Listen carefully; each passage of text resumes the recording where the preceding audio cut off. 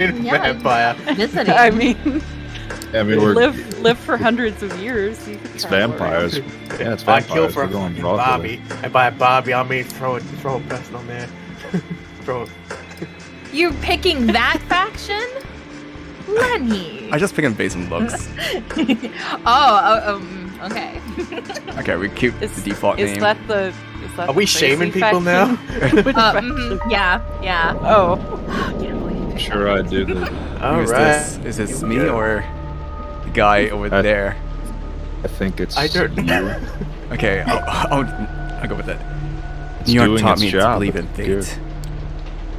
And you asked me about fate when I was a human. Would have told you it's just superstitious bullshit. That we are our designers of our own destinies. That belief shattered when the richest woman in the United States, the actual richest one, not a face you could have seen in the papers, of course, sank her teeth deep into my neck. It happened in the very same place you're standing in right now. By the way, fate, you decide. Please, there's absolutely no need to be hostile. Just listen a little longer. See, my mistake was that I flew too close to the sun. It makes sense that my punishment was never to see its glow again. As incandescent myself, I was hot shit. I had it all. Money, looks, confidence, connections, men, women, a career, and a spark in my eye, the one you need to be born with. And that's when someone far more powerful than me saw my radiance and thought, that won't do. She robbed me of the light erupting from within. It gave me a subtle, enduring gleam in its place. She decided that would fit me much better. She was a 9th generation kindred, just like you, an apex predator. She probably enjoyed teaching me the peak of human excellence, my real place in the food chain. It's such an eyesore when you look at some loudmouth braggart, see them for all they really are. Temptation to teach them a lesson can be unbearable, right? Well, my sire's lesson was a lesson about fate, a message saying, you're eternally doomed to be at the mercy of your sovereigns. Almost drove me to destroy myself. What saved me was the ability to reinterpret her teachings. Hers wasn't a message of doom, it was a message of hope. Fate exists, and one can shape it if given the right tools. My sire didn't believe my tools were fitting for a job. She considered them toys, and me, just an amusing subject. Well, she's dead and dead now. I'm still here, standing right where she stood when we first met. You might have wondered how I learned about your arrival to JFK Airport. My answer is, of course, destiny. As luck would have it, today happened to be a day some of my associates were inspecting the coffins. Driving you here straight from the plane and having you wake up in such an unfamiliar place was a little desperate. And I do apologize for it. It is so rare for you to visit New York 3 times in the last 15 years, was it? You're never eager to inform me you were here. I understand you still have that meeting on 53rd Street later tonight, so I provided much comfortable transport. I value our relationship very much, don't get me wrong. It is precisely because I value it that I'm going to ask you to repay the favor you owe me. You're the only one I trust to do the job well, without attracting attention. You might think I'm crazy, asking you to breach the rules of our society like this. You might think it's impossible to get away with it unpunished. But this is New York.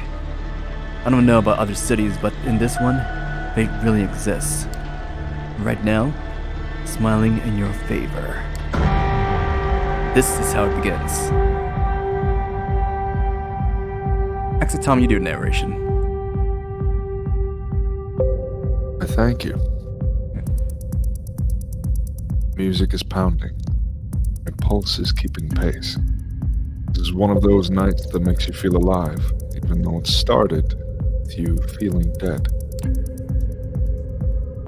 First came the messy breakup, and the realization you have nobody to talk to, but how much it sucked. Still, you decided to roll with the punches. On Facebook search for local events later, you found just the thing. Your malice. Short subway ride. You find yourself at the club just outside Dumbo. A fancy one, mind you. Like a slightly refurbished warehouse. Hey, at least the drinks are cheap. DJ really seems to know his shit, too. Alternating between cutting-edge industrial techno and classic Detroit crowd pleasers. Expertly feeling out everyone's mood. Hour passes. 2. Usually, you feel awkward coming to a place like this alone, but tonight you find something soothing. Joining the crowd. Blending in. Even as you allow the beat to take over. Sweat. Yours, other people's. Soaks through your shirt and pants in a matter of minutes. One moment, Tom. I'm gonna boost your volume a little bit. But you're going to? Yeah. Just make Okay. it sound a bit louder. Got it. Test. Say something. Testing. 1, Okay, 2, good. 3. Yeah, good. Sweat. Yours. Thought pops into your head. The outside, fully packed club, seemed like a stuffy, smelly nightmare. Here, in the thick of it, becomes exhilarating. You're not even on a pill tonight. There's this Latina chick whose curves are accentuated by the light dress clinging to her body. It keeps bumping into you. Something tells you it only seems incidental. Yeah, it's a good night. I wish it could last forever. Because you know all too well what the next day holds. Picking up, getting dressed for work, the commute, 9 to 5 grind that will make you just enough money to pay the rent and keep living in your overpriced shithole of an apartment. With Jessica moving out, it'll all be coming out of your pocket. You run some quick calculations in your head and immediately come to regret that you did.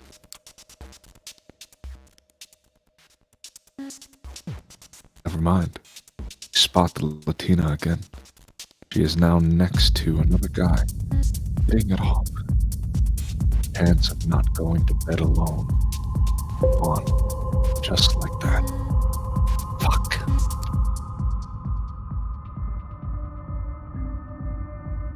Mood temporarily shut down. You leave the dance floor and stumble your way to the filthy bathroom. Take a look in the mirror and start to wash your face. Obsessively. Over and over again. Voice from the past echoes in your mind. Now that you can be Jessica. I've never felt this way with anyone. Seriously, I mean it. I feel like all of my relationships up to this point were test runs, a shitty way to compensate for my low self-esteem.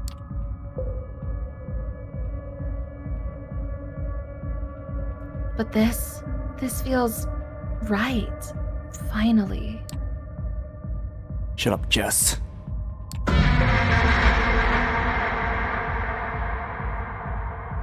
This was the craziest fucking day of my life. God, I need a smoke. Pass me a light. What do you mean, cops took the lighter? There's one in your mouth. Just shut the hell up. This is not you. Not anymore. Fuck off. This is so like you. Acting like some sort of Clint Eastwood wannabe when I really, really need you to open up.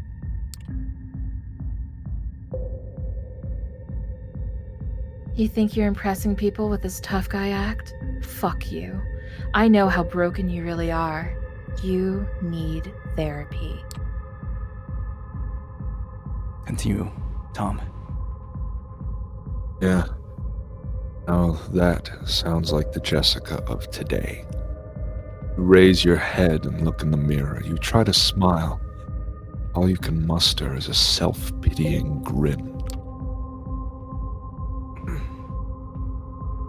And there she is, Latina from before.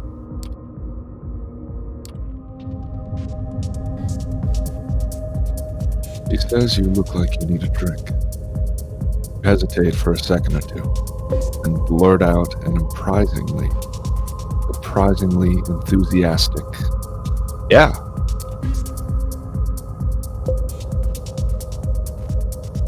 Start to walk. Quickly becomes evident that she's into politics, and you are eager to please.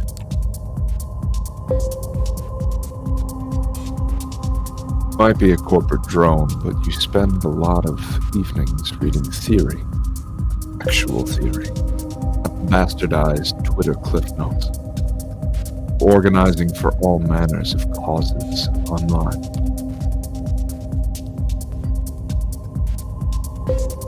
Status quo sucks. Must be something better. He agrees. Seem to subscribe to the same progressive political theories, compatible ideas about DSA's missteps, and watch the same YouTube channels. Goals are aligned.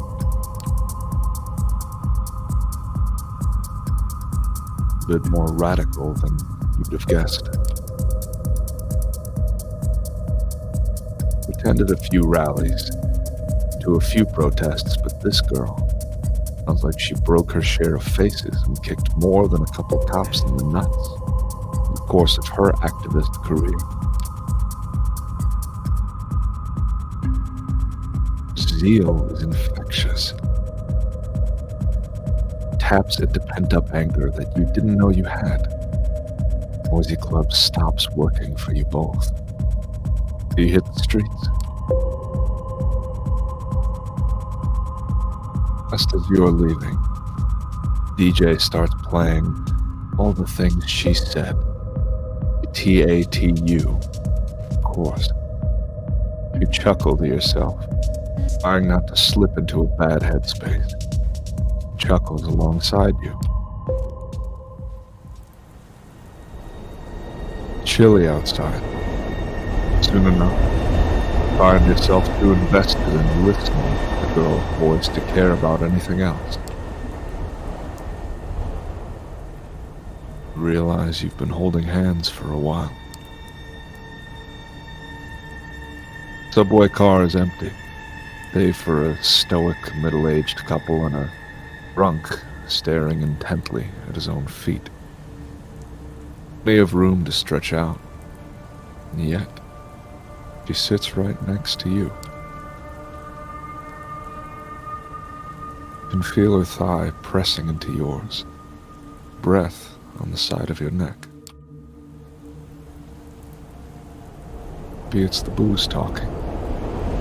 You distinctly hear your voice asking if you'd like to crash at your place.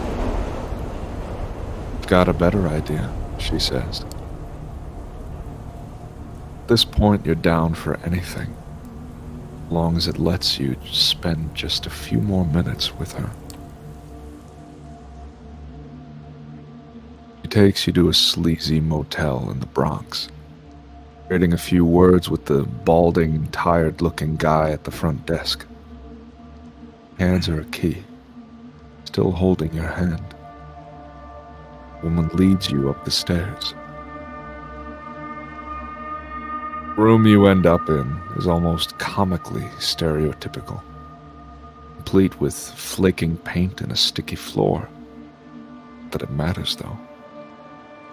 The moment you step through the door, he's on you.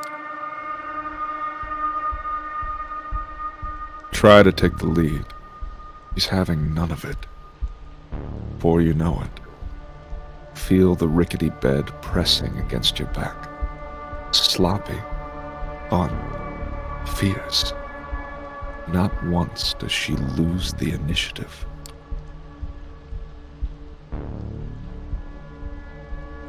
hands reach under her t-shirt. Strange. Didn't look like she was cold outside. Or her skin feels eerily cool. As if sensing your confusion, she snaps your hands off her. He kisses your neck. You are overwhelmed with the sensation. Darkness. Taste of liquid fire and smoke on your tongue.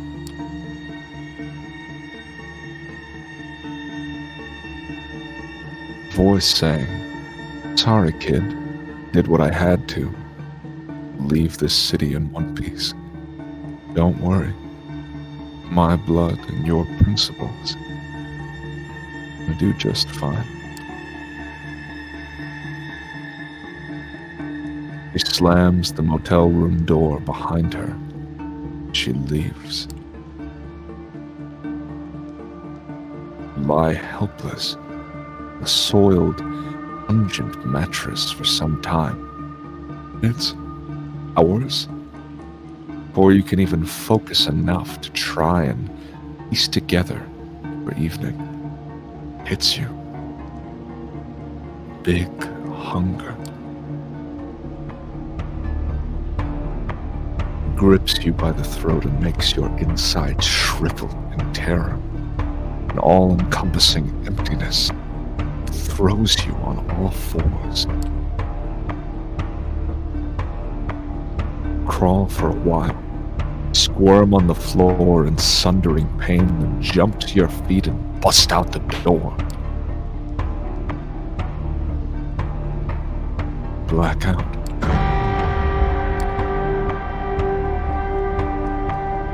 This isn't the room you saw when you last closed your eyes.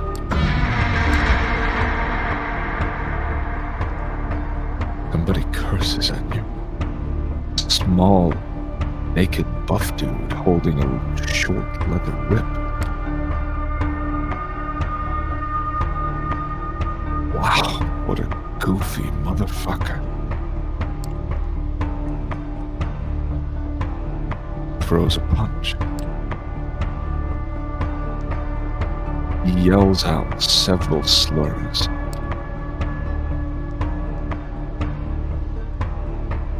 Hits you in the jaw. Blackout again.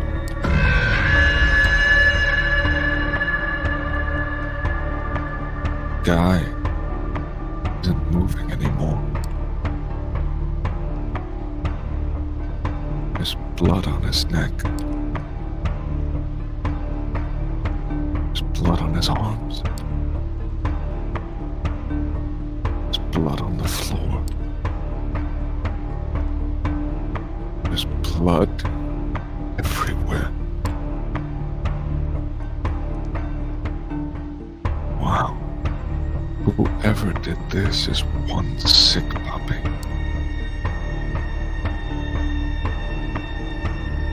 You realize you're sitting on top of his corpse.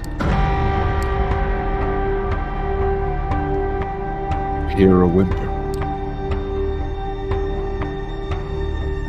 Someone else is there. Woman. Her arms are tied to the bed frame. Eye mask over her face. Red marks on her back. Each time you see it happen, you want to stop. Can't. He almost manages to get a scream out, but it dies in her throat. You bite the side of her neck. You drink. Blood. Drinking blood. You could swear you feel her life force escaping her body, entering yours. Suddenly terrified, you tear away from her. He's not moving, breathing. There's barely a mark on her neck. Guy on the floor, though. A moment.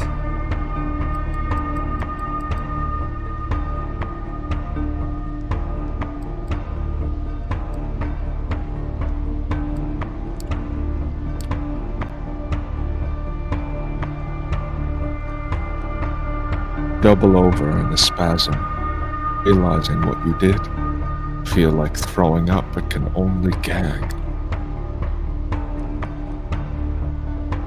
Panic sets in as another realization dawns on you.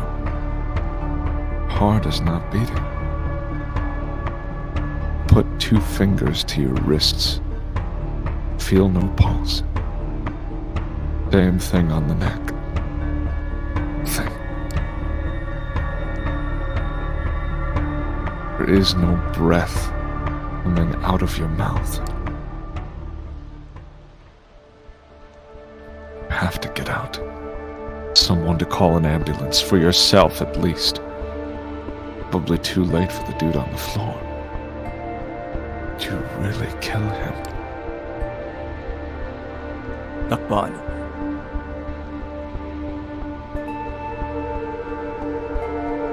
What a mess. Look up. Door to the room is ajar. Tall, handsome, broad-shouldered man fills the entire frame. Brushes an imaginary speck of dirt of his perfectly tailored suit.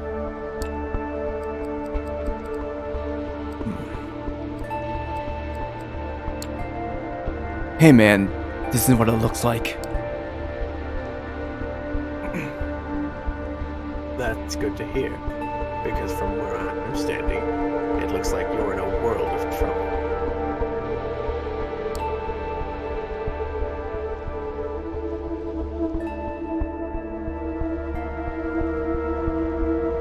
He surveys the room, not moving an inch from where he's standing.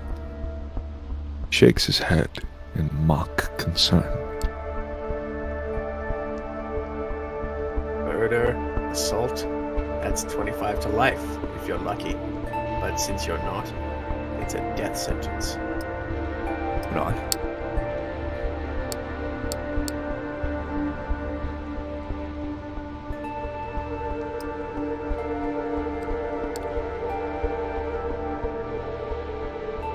Takes a glance at his expensive-looking watch.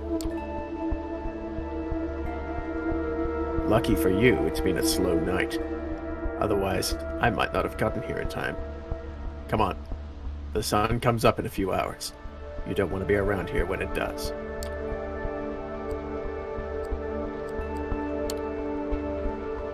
What's the matter when the sun comes up? Ah, so you don't even know. You'd be glad I got here before you made yourself scarce.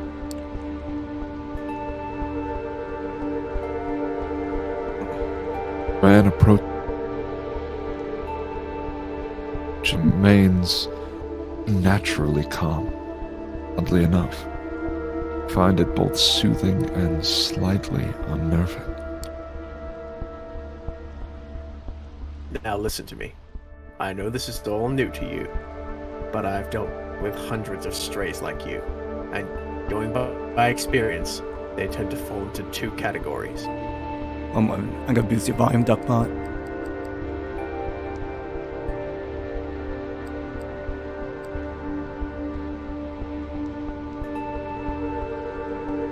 Say something.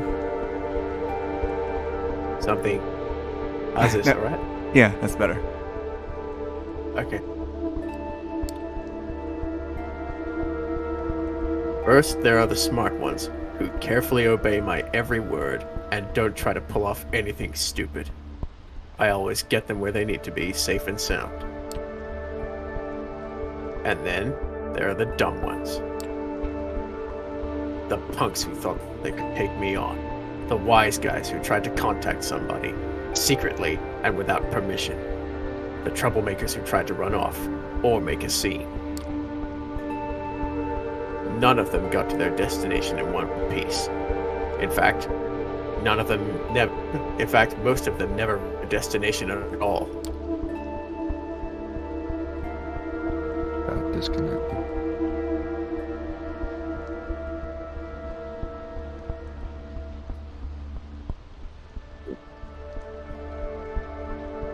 You can tell he's given this speech before, likely dozens of times. So you see, while I generally consider myself pretty smart, I'm also a Mets fan. It's my one true weakness, one that inspired me to come up with a 3-strike system when dealing with pups like you. If you get on my nerves once or twice, well, I understand. Not all of us perform well in stressful situations. But cross me 3 times, and you're out. No excuses, no forgiveness, no mercy. He's talking. He slowly approaches you, adding a bit of a theatrical swagger to his walk. Eventually, leans in, deliberately invading your personal space. You realize it's a test.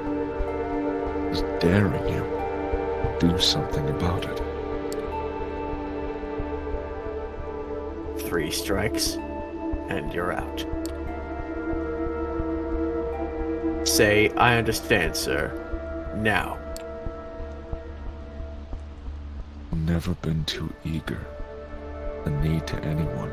This is something else. A man's very presence instills a primal fear in your heart.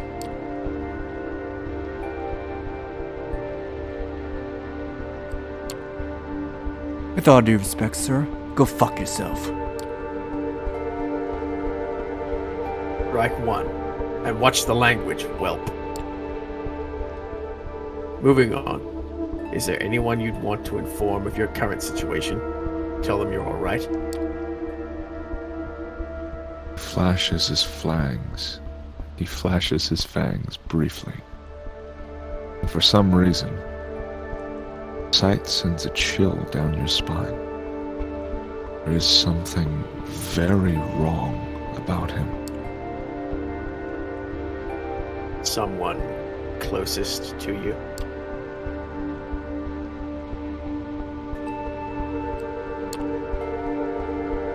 Jessica, my ex-girlfriend. She kinda hates my guts, but yeah, I suppose it would be her.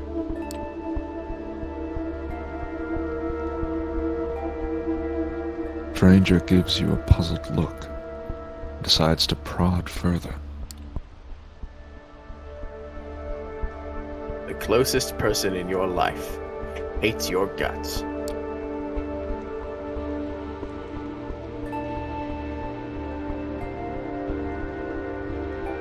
He turns his eyes to the corpse on the floor. When it rains, it pours, I suppose. Well, if you'd like to ruin her day and let her know you're alright, give me her phone number.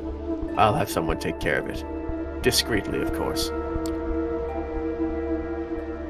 Give me his smartphone. He can copy the number from your list of contacts. Thank you.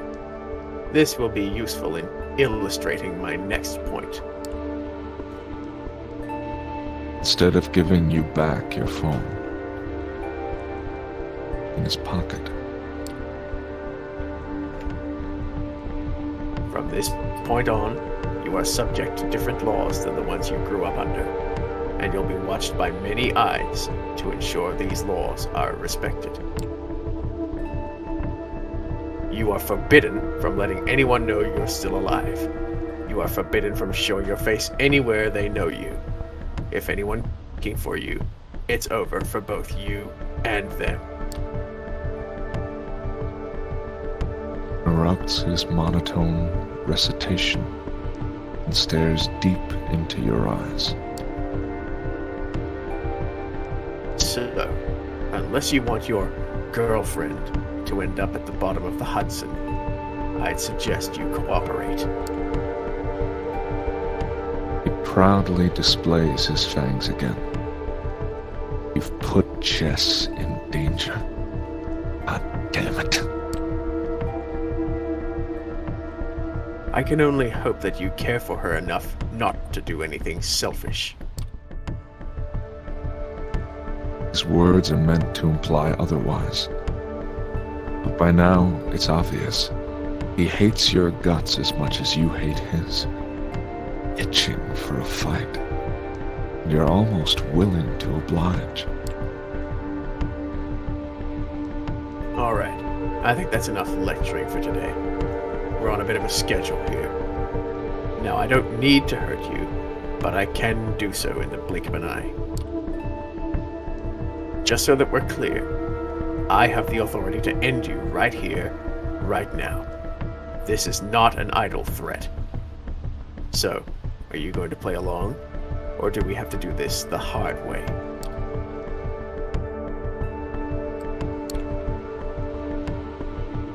You weigh your chances. Doesn't look promising.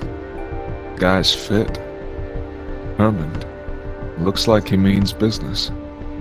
You, on the other hand, are confused, exhausted, and on the verge of a panic attack. Yeah, fine. I'll go with you. Looks disappointed. A wise decision. Follow me, please, and close the door behind you. One final look at the woman. Just coming to. At the body on the ground. This is fucked. Absolutely fucked. Pull the handle and close the door. The man leads you downstairs. Contemplates signaling the bald guy at the front desk, but he's too busy watching some 90s action flick. A small, ancient-looking TV. He's totally oblivious to your presence. You hear a dejected Jean-Claude Van Damme say, "Just want to go home." As you're walking by. Your would-be kidnapper stops by the door and addresses you before opening it. I know what you're thinking. You're thinking, as soon as he opens the door, I'm making a run for it. Maybe I can outrun him. I'll save you the trouble. You can't. You can either get inside my car, and I'll get you to where you need to be, or you can try something stupid that you regret later. Do I make myself clear?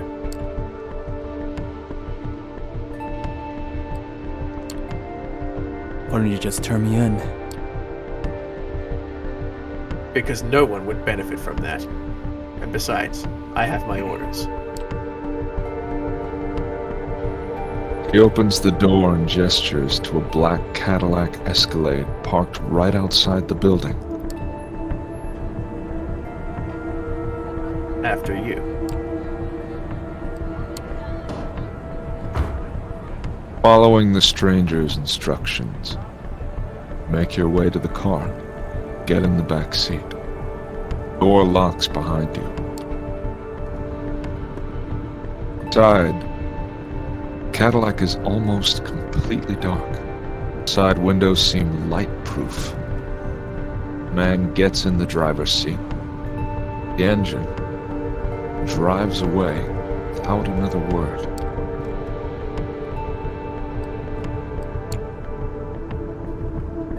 Who the hell are you, anyway?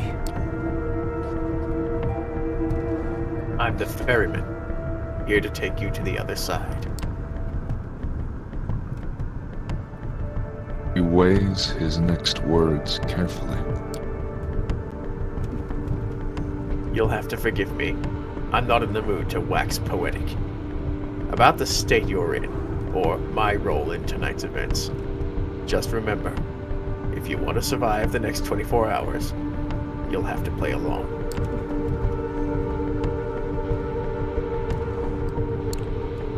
Man, this is bullshit. Why does everything have to be a fucking riddle? Well, riddle me this. Who's gonna get their teeth smashed into their brain if he doesn't shut up? Understand that this is for your own good. Times being what they are, you should consider yourself lucky.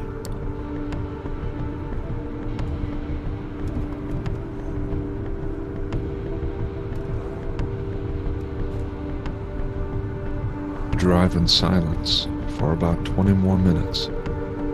Exhaustion catches up with you. Streetlights fade into a blur. Eventually, the car stops and the doors open. You emerge from your dreamlike state and find yourself in some kind of underground parking garage. You are the only ones here.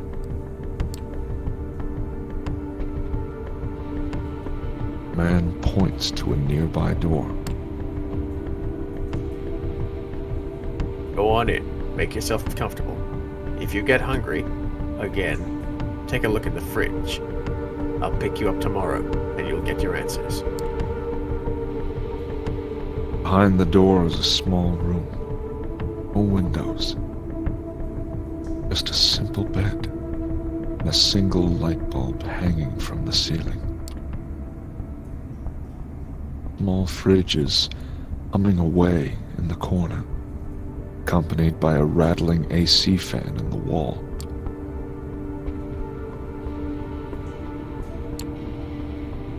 Guess I got no choice but to trust you. It took you this long to figure out? Remember when I said you were lucky? I meant it. See, my job is to get rid of problems, but I'm not always this polite about it. This time, I was specifically told to mind my manners. So believe me when I tell you, considering how this night could have turned out, being stuck in here for a night is a really good deal.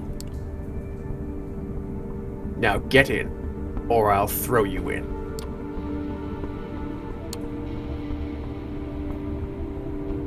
Step inside. Stranger nods. Good night. Closes the door behind you. Looks sturdy. Locking it, you notice claw marks all over. Previous guests weren't satisfied with their stay. Decide not to dwell on it and check the fridge. There's a single plastic bag there, filled with red liquid, no label. Tomato soup. Feel sick to your stomach. Just to leave it for now. Lie down on the bed. Simple mattress on a metal frame. Can't help but think it looks exactly like the one back at the hotel. The bound woman.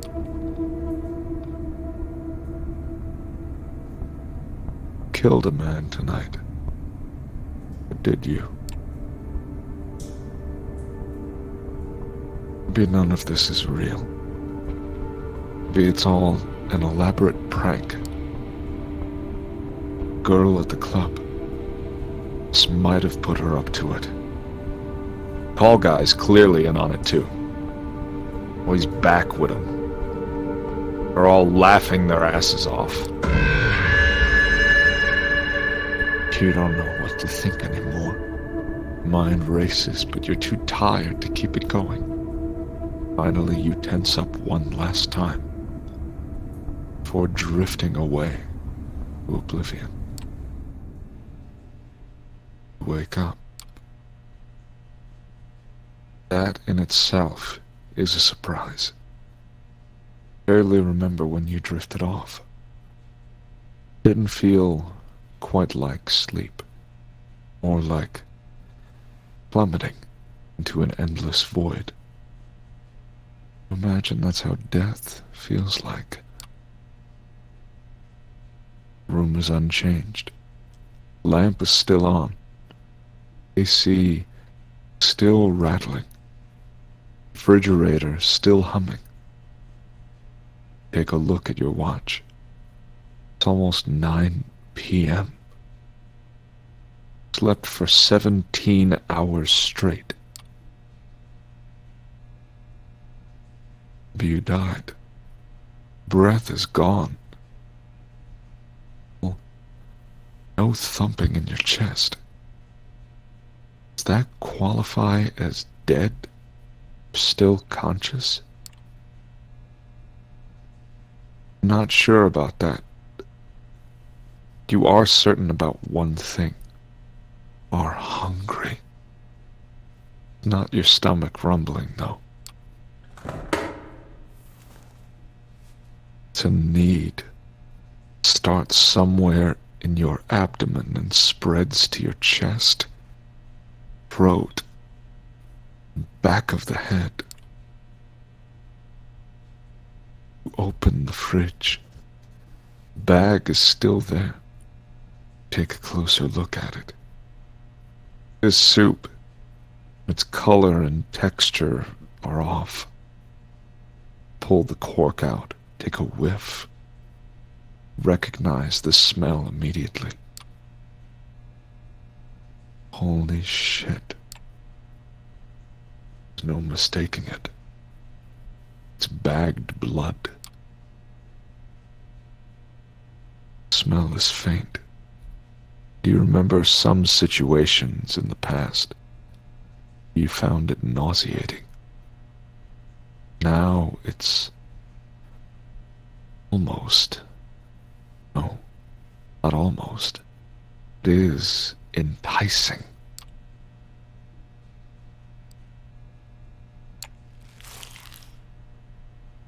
Feels wrong. Right now, there's barely anything in your life that doesn't. Hell with it. Pour a bit of the liquid into your mouth. Tastes bland. Reminds you of cheap supermarket juice. Just enough flavor to register as what it claims to be on the box. Nothing like the real thing. Nothing like what you had the last time. Swallow it. Somehow, you don't feel sick. A weird, messed up way. You can't help but think it feels nourishing. Take a few more sips. Just another one. Suck on the bag a little bit more. Eventually, you find that you've emptied it entirely. All 450 milliliters.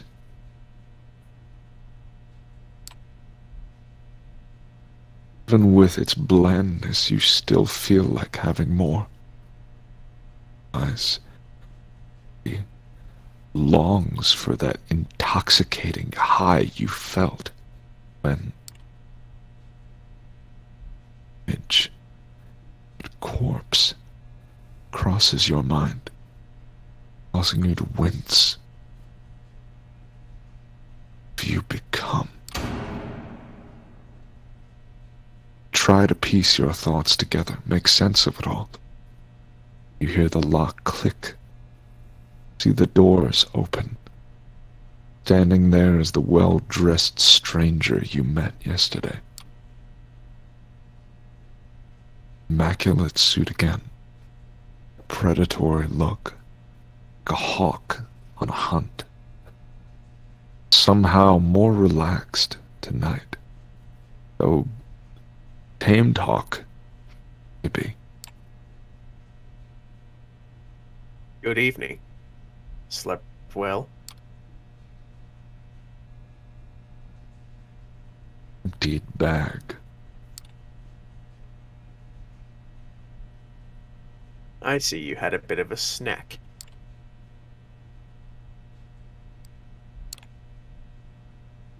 Was that really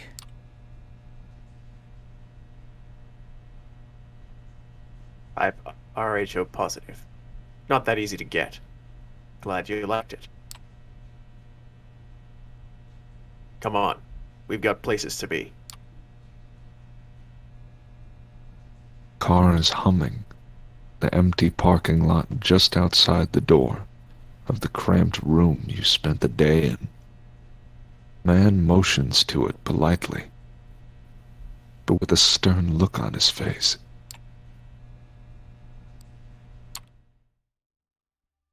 I'm trusting you here, man. I'm touched.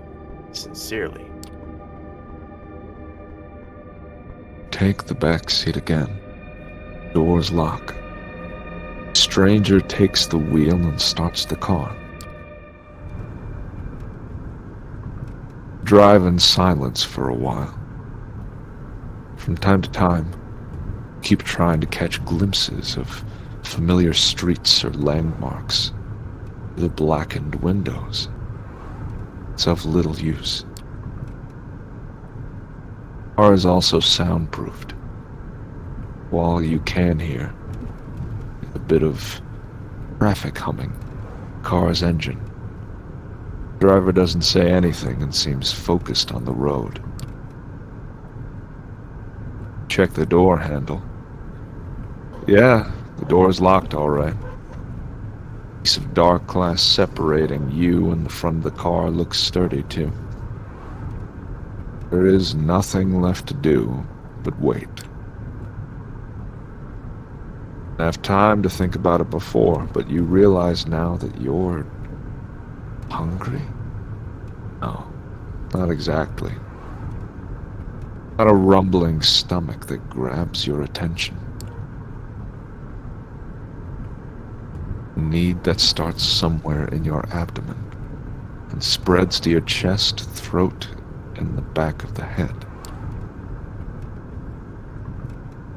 Try to extract some information out of the man behind the wheel, but you realize you prefer to bask in the afterglow of your last meal. You wouldn't have expected it.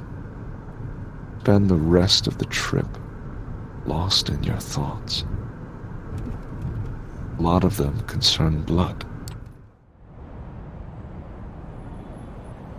Takes you another 20 minutes or so to get to your destination. Door opens. Try to get your bearings. You're still in New York, that much is certain. Means maybe.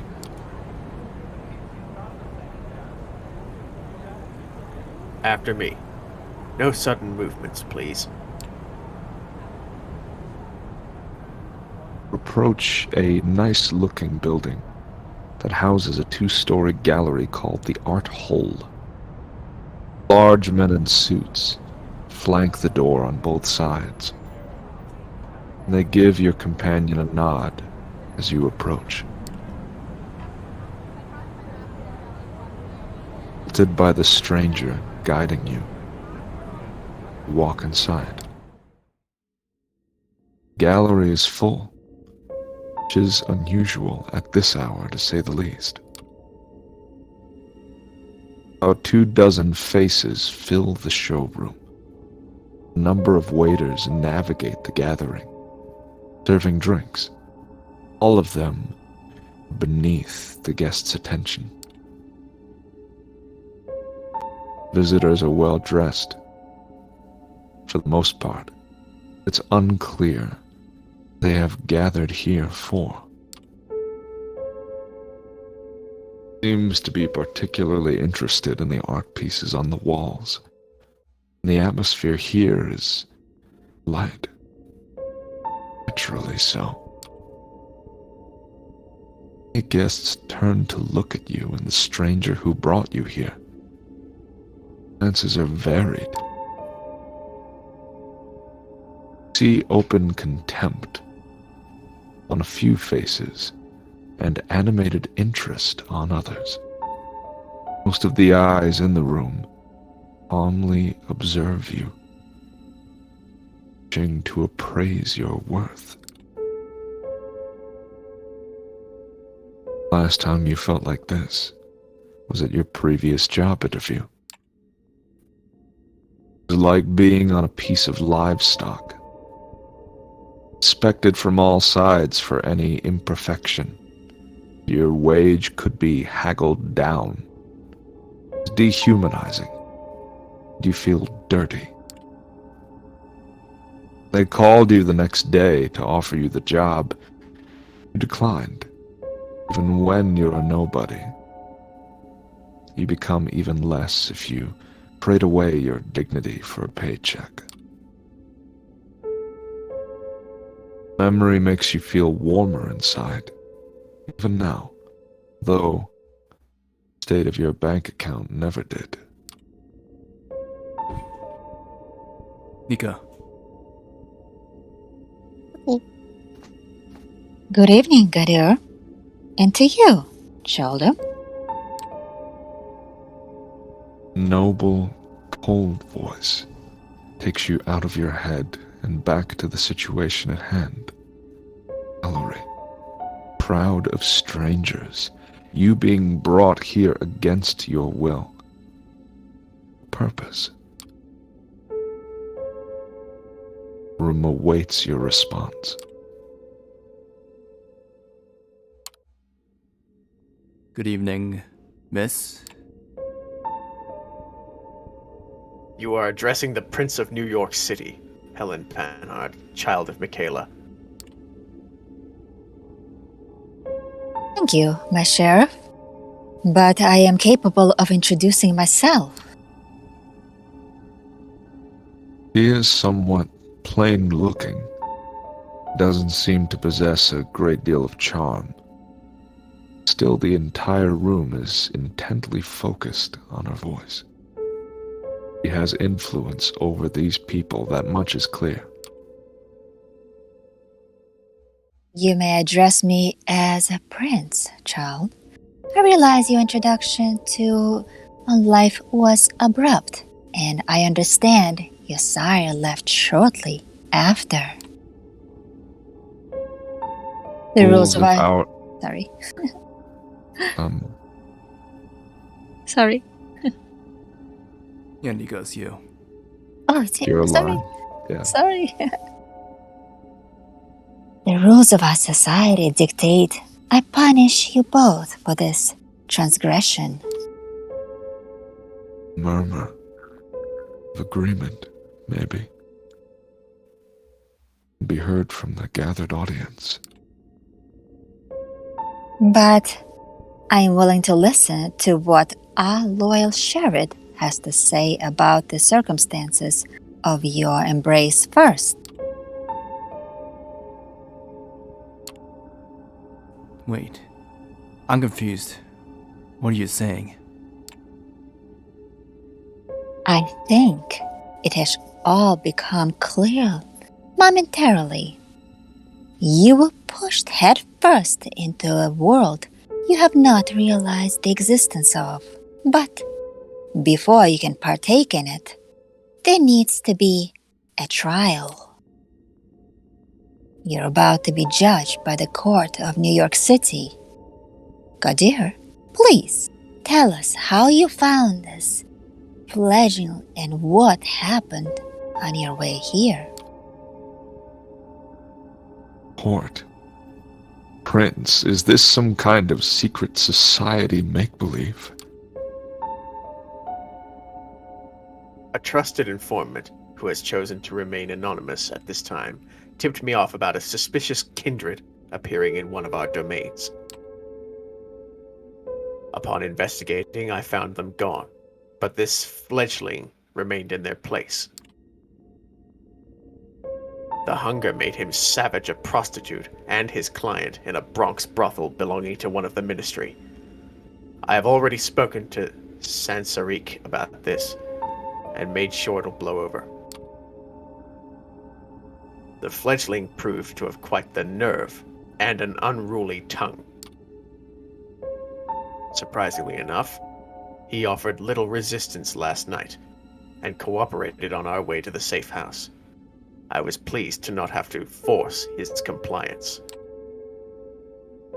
We had a quick chat, but wishing to appear post-haste, I urged him to join me, which he did without struggle. Again, a pleasant departure from my usual routine. His thirst partially slaked with the bagged blood we kept in the safe house. We had a pleasant enough drive here. The story ends with us arriving at Elysium tonight. All eyes are on you again. Take a special interest in one of the faces. It's a beautiful woman. Curly, almost blood-red hair. To match. You see her whispering to some bespectacled man, an absent-minded look on his face. You wonder.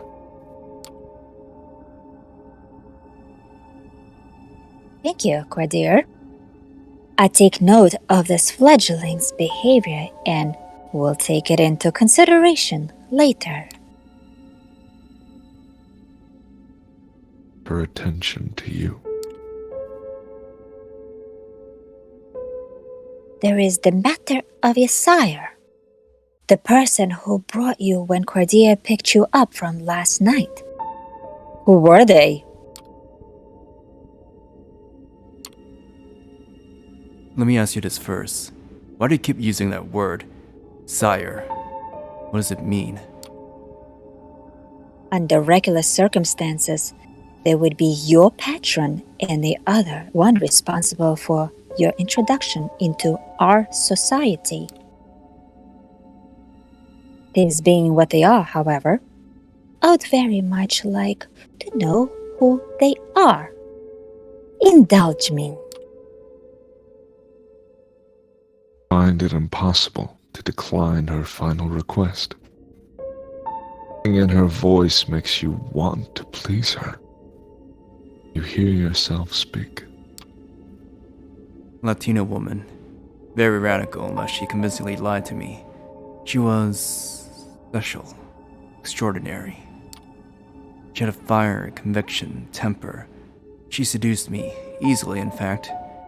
Made me think she wanted me. I fell for it and now I'm here. Stop yourself from saying more. And realize there's really not that much more to talk about. A nagging thought enters your mind. How did this prince persuade you with such ease? Qadir? Does that sound familiar? No, it does not. Or at least, not familiar enough. I will continue to search after we're done here. Well, that's much as you're getting out of me. What now? Now? Now it's time to decide your fate, fledgling. What shall I do with the fledgling, my prince? What is your recommendation, my sheriff? The traditions are clear. Thou shalt only sire another with the permission of thine elder. If thou createst another within thine elder's leave, both thou and thy progeny shall be slain. I am ready to fulfill my duty. Stay your hand for just a moment longer, Qadir. I wish to consult my counsel on this. Make sure everyone is in agreement. Of course. Was strangely relieved. Prince leaves the main showroom. A handful of people follow her out. We're about to ask this Qadir what all that talk of traditions and councils was. Red-haired woman approaches the two of you. Sophie, Kelly, Sheriff, I was wondering if I could have a word with the fledgling. What for? She lowers her voice in response. Come now, Qadir. We all know what the verdict is going to be. Let me speak to them. You might not have to stain your hands tonight after all.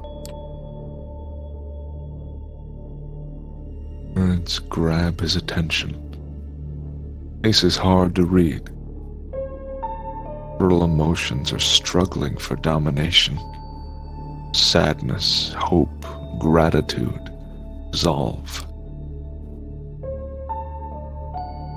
I'll go get my sword. Steps out of the room the way you came. You are left in the showroom. The woman in the red dress.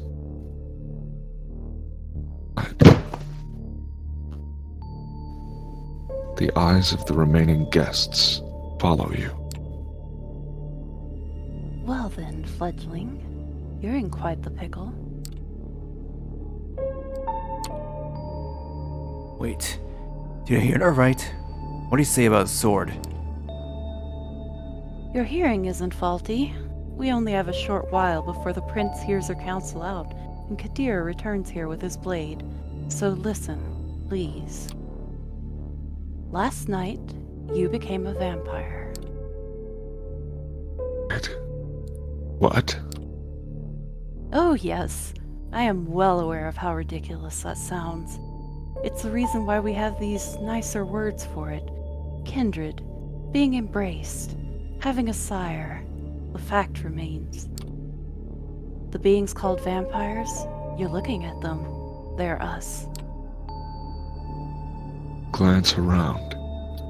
Some of the guests are still occasionally looking at you, commenting on you in hushed tones. Many of the patrons are pale. Really pale. Most hold glasses of wine. Oh, wine. It's not the right thickness. Not the right color either. Trying to come up with something sensible to say. You're drawing a blank.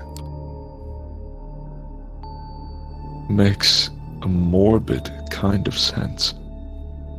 Drank blood last night. There's no denying it. Your breathing has not returned. Your heart remains still. Vampire. Two voices in your head start battling for supremacy. One of them slowly begins to put everything that happened since yesterday together, coming to a conclusion. How insane it might seem. Nothing but what she's saying makes sense. The other voice just keeps saying, "What the fuck? What the fuck?" Pete. You're surprised. This is often how it plays out, by design. Qadir deliberately keeping you in the dark and all. If we do nothing, you'll be cut down, as sure as day follows night. But I'm here to offer you a chance, a way out, under one condition. I will take you under my wing. If you're lucky, the prince will be in a good mood tonight, and your deference to Qadir will work in your favor. She might agree to this, but only if you swear fealty to me.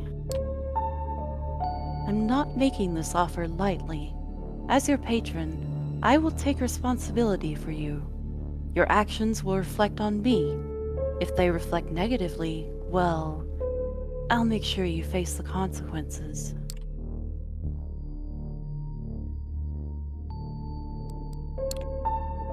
So let me get this straight. You make me your servant, in exchange for my life? That's the deal? If you insist on putting it in such pedestrian terms, yes, that is the deal, as you so eloquently put it. The alternative is, I fear final death at the hands of Qadir. Here, tonight.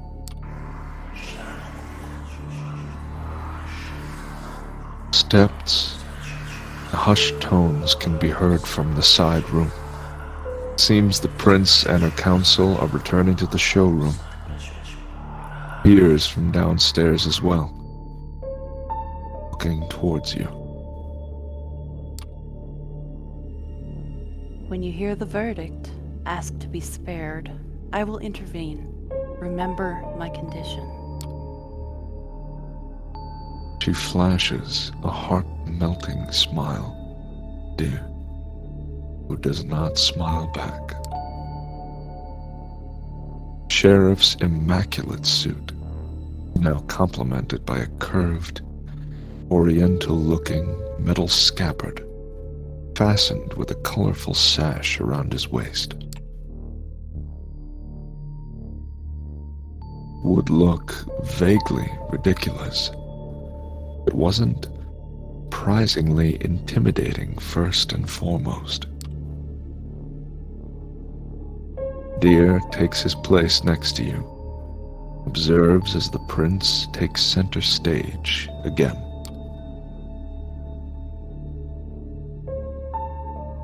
Loyal kindred of the New York City Camarilla gathered here tonight. I have made my decision regarding this fledgling. She briefly addresses you. I want you to know that this was not an easy decision to make.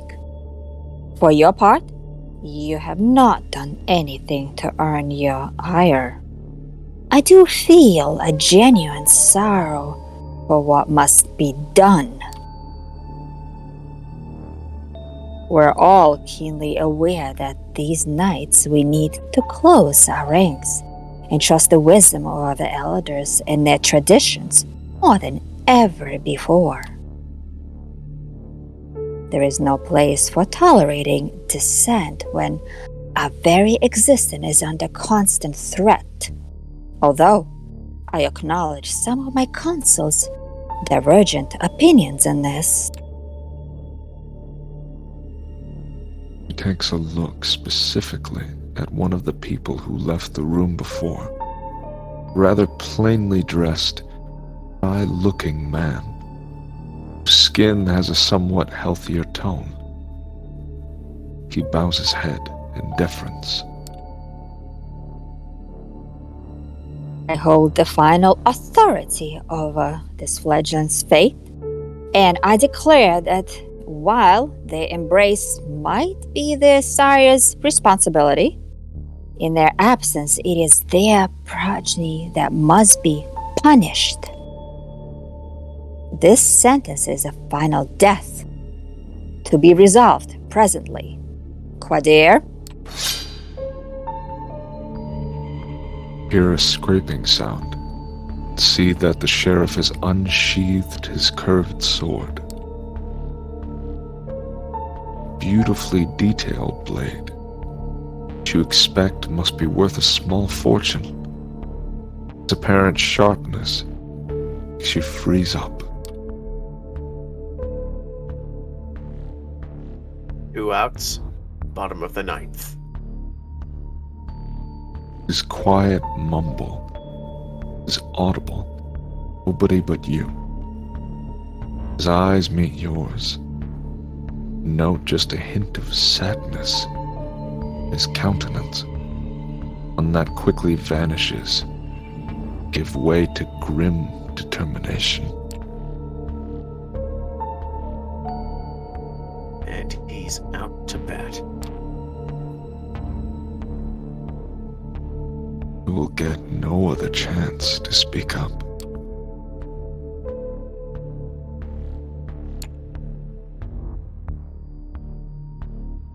Make your choice. I'm not going down like this, damn it. Spare me! Prince, if I may ask you to stay the sheriff's hand for a while longer? Qadir looks at the prince, waiting her response. Sword is still hanging above you, threatening to fall at a moment's notice.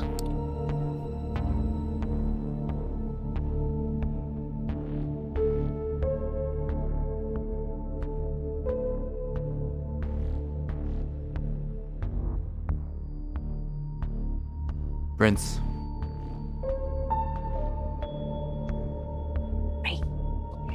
Is there something you'd like to say, Miss Lagley? Yes, if I may. First, Prince looks somewhat annoyed at the distraction. He stays quiet for a while, measuring the mood in the room. Orderlies suddenly look at you, roused interest. Some of them dismayed at not seeing the bloodshed. All intrigued. Unexpected twist. Prince nods. Well, let's hear it. Sophie takes a few steps forward. On her now. Qadir's heavy hand on your shoulder makes it clear you won't take advantage of the distraction. My prince, while the traditions are clear, I believe that the proper context should be observed in addition to the letter of our laws. This fledgling is a burden, but with proper guidance, they could become an asset to our domain.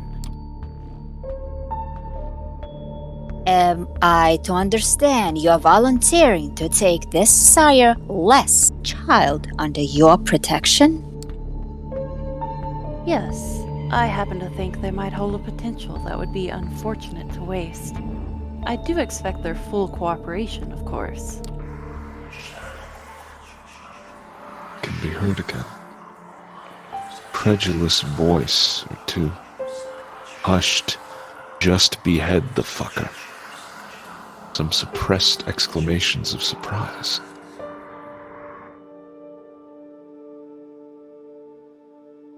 Silence.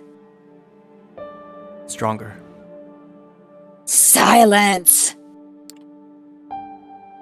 I ask all of you to make a note of this moment. I might be persuaded to bend one tradition in this child's favor, but another will have to be enforced even more firmly. Dead. Until thy progeny shall be released, thou shalt command them in all things. Their sayings are thine to endure. Are you certain it's a responsibility you wish to shoulder, Miss Lagley? I am willing to guide this fledgling and add a valuable ally to our sect in a time of need, yes. But I would like to receive the right of destruction over them, if it pleases you.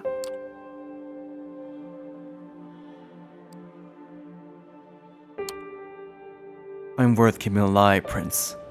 Give me a chance to prove myself. That remains to be seen. I do take notice of your tenacity. See that it doesn't become a burden. I shall grant what you ask. Let it be known. Sophie Lagley of the Clan of the Rose will become this fledgling's patron. They shall be considered like sire and child. Miss Lagley will take full responsibility for them, and I grant her the right of destruction, if she sees fit to use it. Let my intentions be clear, however.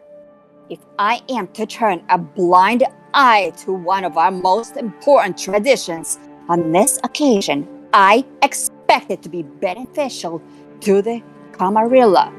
Substantially so. Hope you find this verdict satisfactory, Miss Langley. Of course, Prince. Thank you.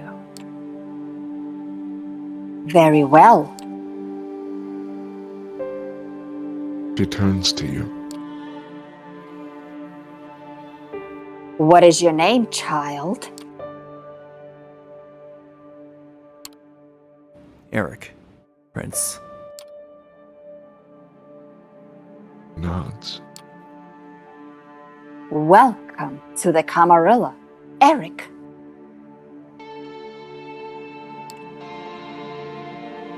Now, this evening proved to be even more eventful than I anticipated.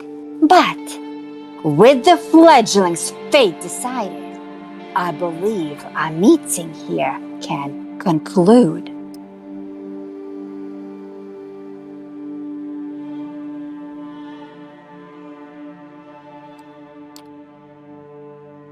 Thank you all for appearing on such short notice.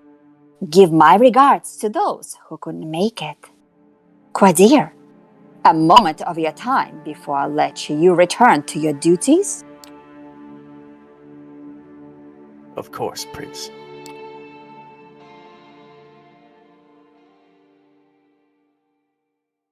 Shoots you a side glance that doesn't leave much space for interpretation. You'll be watched. You will be judged. And if need be, you will be punished. Two of them leave the gallery. Well, Eric, I think we've both already managed to significantly improve each other's evenings.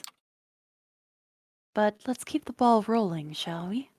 I think we should have a toast to a new fruitful partnership. Raises her hand. One of the well-dressed concierges now reappeared in the showroom to refill the guests' glasses. Conventionally handsome man approaches the carafe of red liquid. Pours it into two small glasses. It's blood again. Much is clear. You're in two minds about drinking it, but the memory of last night's hunger makes you wince. Take a tentative sip. You expected the same blandness you tasted a few hours ago. This one can actually savor. It's smoky and warm, making you think of a cozy cabin in the woods. It does strike you as strange. Strange image for your mind to jump to, drinking human blood. It is what it is. I've never tasted anything like it. Do you like it? I think New York City caterers have very bourgeois ideas about what good blood should taste like. Apologies, you must have so many questions. While we're on the topic, perhaps we should start with those related to sustenance.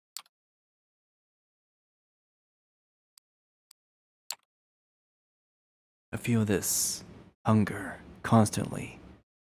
How much do I have to drink to make it go away? The sad reality is, it will never go away. No matter how much you drink, you will always be tempted to have more. Unless you consume someone wholly, to the last drop, paying for temporary relief with their life. But that is a one-way road to losing your humanity. Best start by just taking a single sip from a vessel. Be prudent. Hot, fresh blood will be more satiating than most anything they serve in a fancy glass. But it can make you more voracious.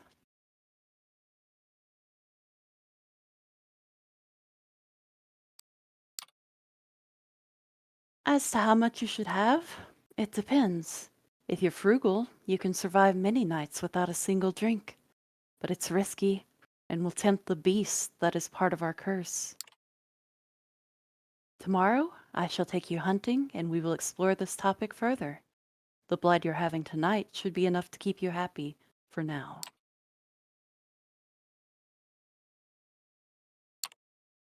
The beast you mentioned, is that a metaphor or... Oh, it's quite real, although not in a strictly physical sense. It lives in all of us. Our nature and hunger manifest. Those more religious among us connect it to the biblical Cain, the rage of the first murderer, cursed by God, seething in all his descendants.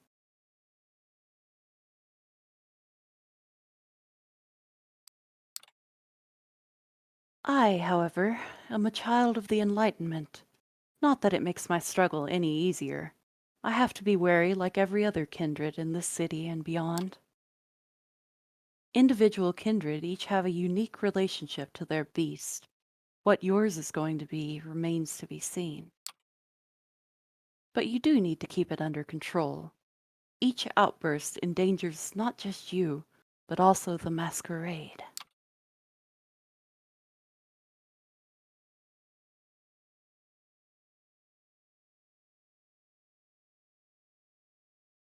Qadir returns, asks for permission to intrude. Sophie gives with a polite smile, leans in to whisper in her ear. You note that the gallery is almost empty.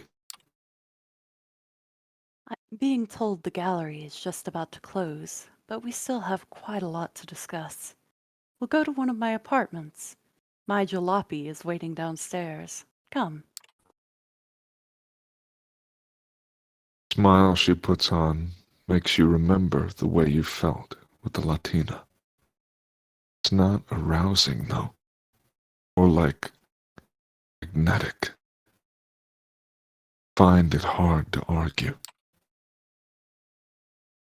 Even though you're suspicious of her authority over you, charm momentarily wins you over. Sophie leads you to a luxurious silver Rolls-Royce, invites you to sit in the back. Chauffeur, broad-shouldered, clean-shaven, middle-aged guy, starts driving immediately. Where did we leave off? I believe I started telling you a bit more about our customs. You've heard the prince refer to our traditions. The chief among them is the masquerade. As you might have gathered from us assembling at a niche gallery after closing time, our comings, goings, and doings tend to be somewhat secretive. We do not advertise our existence. We allow myths and modern fiction to morph and muddle the facts, so to the vast majority of kind, we remain bedtime stories and pop culture icons.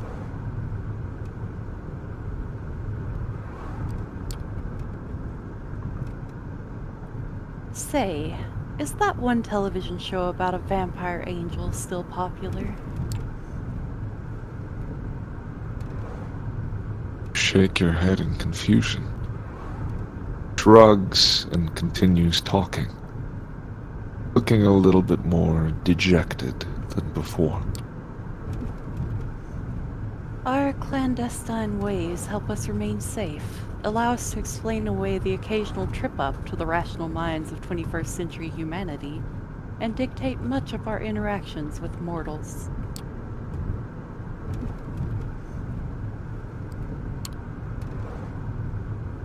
So if it's such a secret, I'm guessing your driver's a vampire too? Oh, dear Gregory here. No, not a vampire. Although he is a loyal servant, and as such trusted to not spill our secrets left and right. You will realize with time that such help is welcome. Gregory watches over me during the day hours. Sun burns our kind. That's why we take our rest when it rises. It's more akin to being dead than asleep, as I'm sure you've already experienced. But not everything you've heard about vampires is true. Some more folk-related threats are just legends, or, occasionally, a minor nuisance. Garlic, running water. Even religious symbols don't repel us, unless the wielder is uniquely pure and godly. Stakes through the heart, though? That's something to avoid. They do not destroy, but they do paralyze us. Well, That's just another reason to have somebody like trusty old Gregory, making sure you're safe when you drift away. We have many enemies, and they often know their advantage lies with daylight.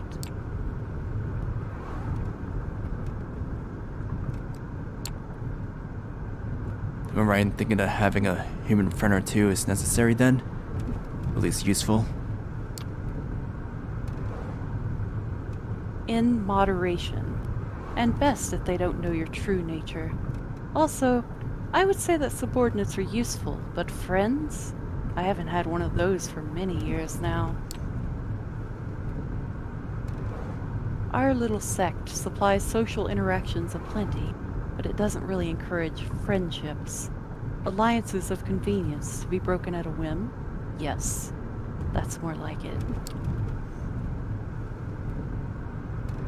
Long-term solidarity does occur in the Camarilla, but we're a very politicized organization by necessity. Loyalty is to your sire, to your prince, and to the sect.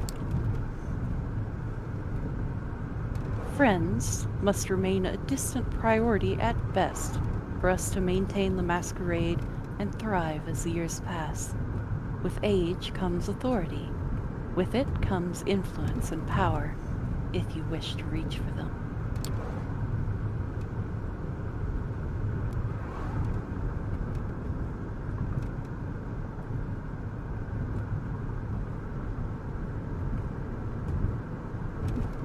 Seemed to be lost in thought.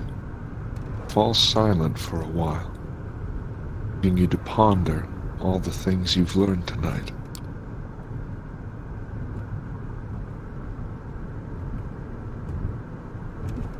Feels absolutely unreal, as piece after piece of knowledge falls into place.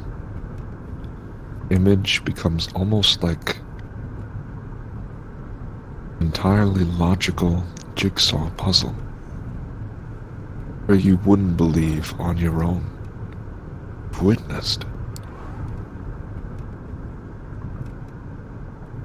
Many questions swarm your thoughts, but the one you keep returning to is your place in this new reality should be.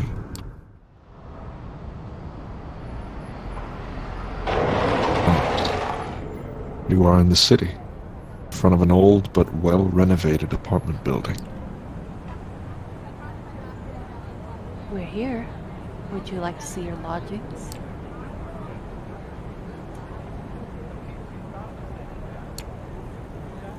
Get my own apartment? That's neat.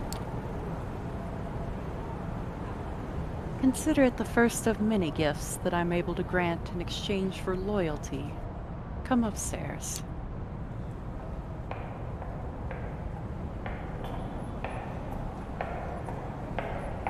Leads you a small hall with a night guard who greets Miss Langley a good evening.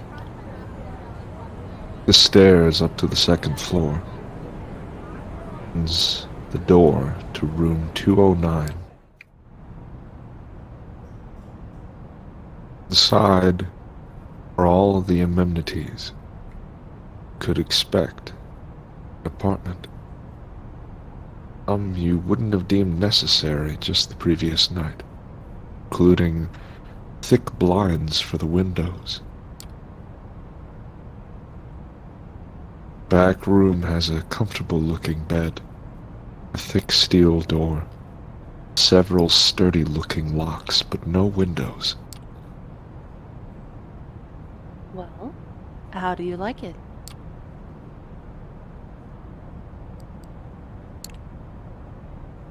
It's nice, in this very agreeable way, you know? Lacks character.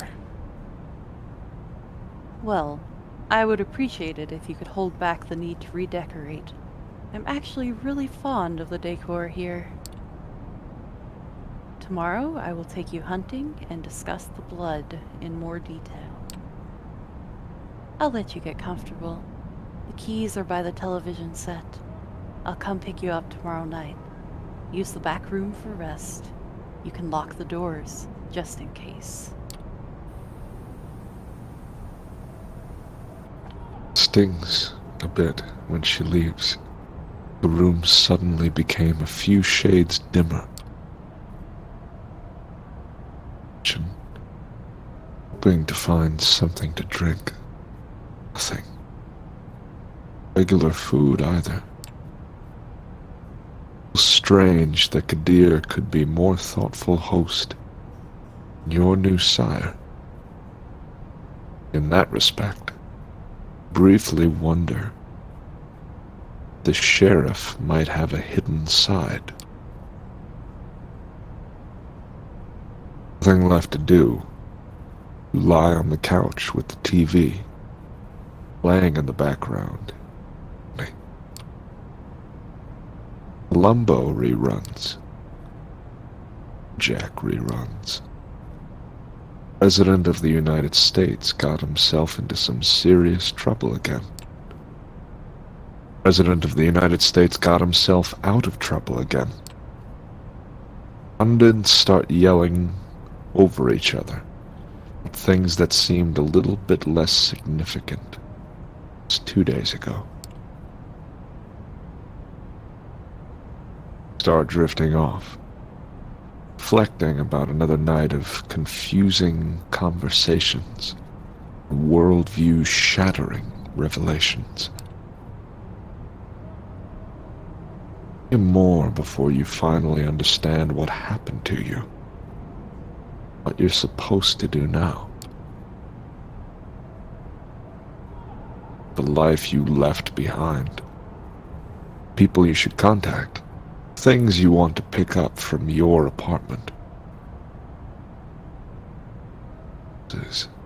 Either. As you start to feel the same tiredness, you drift. Cold sleep last night. You settle in the back room. Bed is comforting. Lack of windows, less so. Leave the light bulb on, looking at it. You realize it's the closest you'll ever come to staring at the sun on a breezy summer day again. Wave of melancholy overwhelms you. It's later. Consciousness fades. You take the plunge into darkness again. Sinking, sinking, sinking, sinking.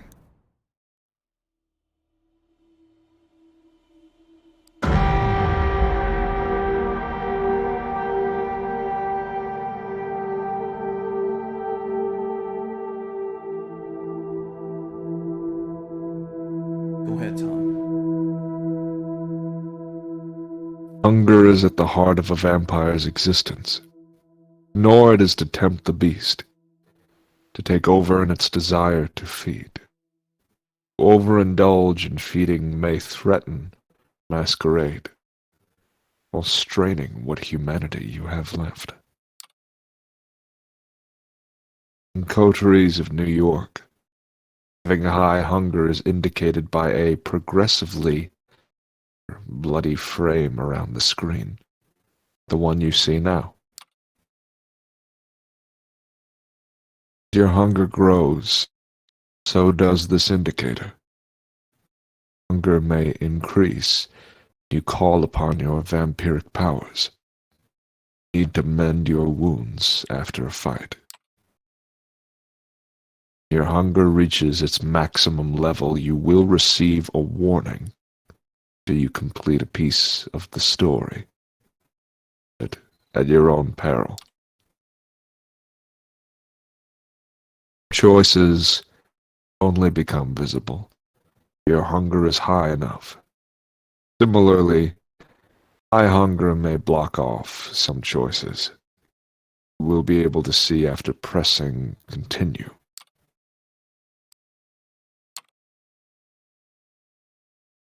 To decrease your hunger, you need to feed. See a feeding opportunity. You can take the risk to hunt and slake your hunger.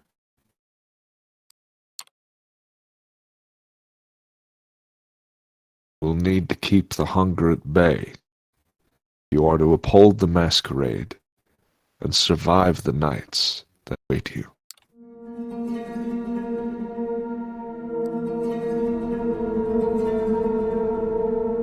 You open your eyes. Bed isn't warm. The room is filled with artificial light from the ceiling. Solely a metal door is closed. Normally, stretch for a bit. Some mornings you'd probably throw quilt over yourself and snooze a moment longer. But that was before. You woke up now, are fully conscious, no grogginess, nothing weighing you down, just the nagging need back of your head. Hunger, not as severe as the last time, but unmistakably there. Get up, open the door to the main room. Clock on the TV shows you the time, 9:04 p.m. Walk over to the blinds and retract them cautiously. Only light coming in is NYC's artificial light-time luminescence. That's what your waking hours are going to look like now. Miss the sunlight already.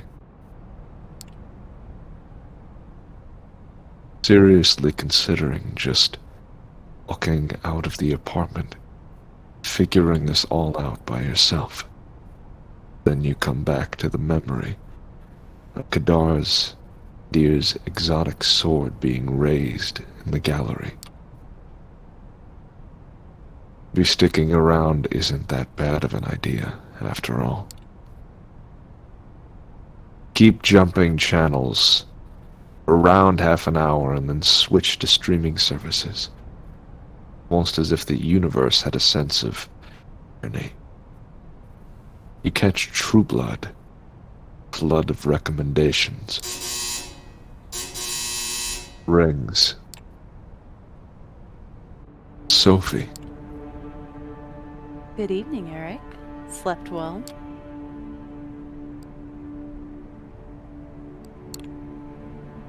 It's not really like normal sleep, is it? I suppose it isn't. Some say it's more like being dead. But we wouldn't know, would we? It's no use reflecting on it anyway. Except that this is who you are now. You made the right choice yesterday. I can teach you many things about yourself. Your blood, its desires, and its power. We will begin tonight. You are hungry, yes? I'm sure you are. Our kind always is. There's only one remedy, the blood.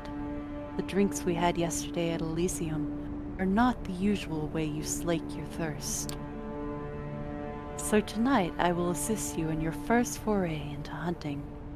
You need to learn to sense the kind of blood you desire, to understand how you can use the kind's vulnerabilities to your advantage.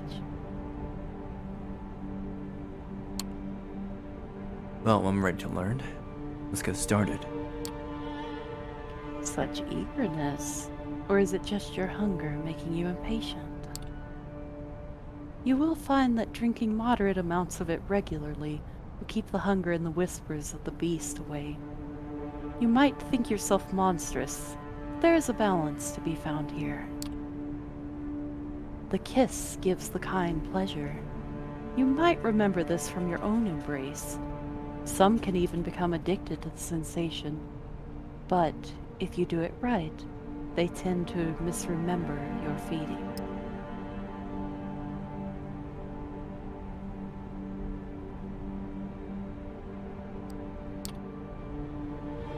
After all, vampires do not exist. They are myths, fairy tales, and pop culture mainstays, correct?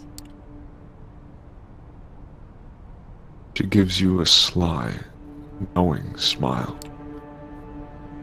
That is why the masquerade is so important, and even more crucial when you feed.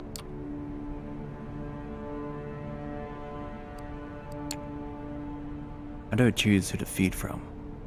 Are there better or worse, targets? Isolated kine are easiest prey, of course, but much depends on context. Hunting requires a different approach in a busy club than it does on an empty street. With time, you will have the luxury of finding your preference in hunting methods and prey. For now, I suggest experimenting, in moderation. Feeding from the same area repeatedly can be dangerous, but by branching out, you risk the ire of other kindred on whose domains you trespass. Lucky for you, New York City is more forgiving in this regard. New York is in somewhat of a unique position. Many of its neighborhoods remain contested or unclaimed.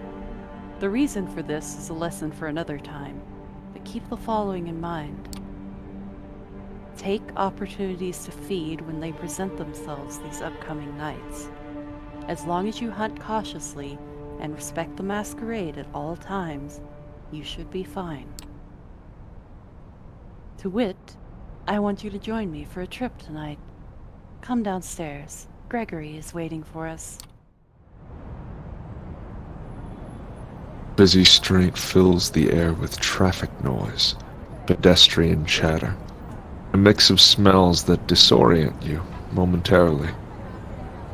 These warm bodies need. Catch yourself. Do you really just think of these people as mere sources of blood? Takes a nudge from Sophie to break your train of thought. Driver opens the door for her, then tips his hat to you, gesturing to the back of the car. Car casually joins the somewhat thinned New York City traffic. Still busy in a way only one of the biggest cities in the world can be. Compared to the daytime commute, pleasant drive. Barely have the time to gather your thoughts, formulate new questions before the car comes to a stop.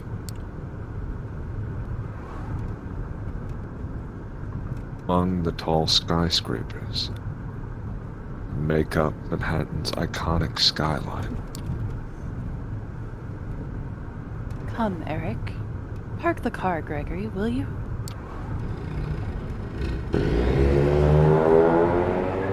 Driver just nods, and Sophie gets out. Join her. You walk through the glass doors together. The elevator up. First notice an empty stage with the instruments of string quartet still in the back. Taken a few dozen chairs in front of it. Concert seemingly concluded. Patrons, all smartly dressed and posh, spread out all over the hall. Sophie strides confidently inside, produces an invitation from her purse. She flashes in front of a security guard. Follow close, and are let through without an issue. Let's start easy. A social setting like this one would usually prove quite challenging to an inexperienced kindred, but consider this evening a small gift from your patron. I'm hoping to procure for you a willing vessel. Just remember what I told you about taking small sips. This one I have a soft spot for. Don't damage her. Now, let's see here. Ah, there he is. He notices somebody in the crowd, flashes a heart-melting smile. Suddenly, even you feel drawn to her. Haven't thought about it before, but it's laid clear before you in this moment.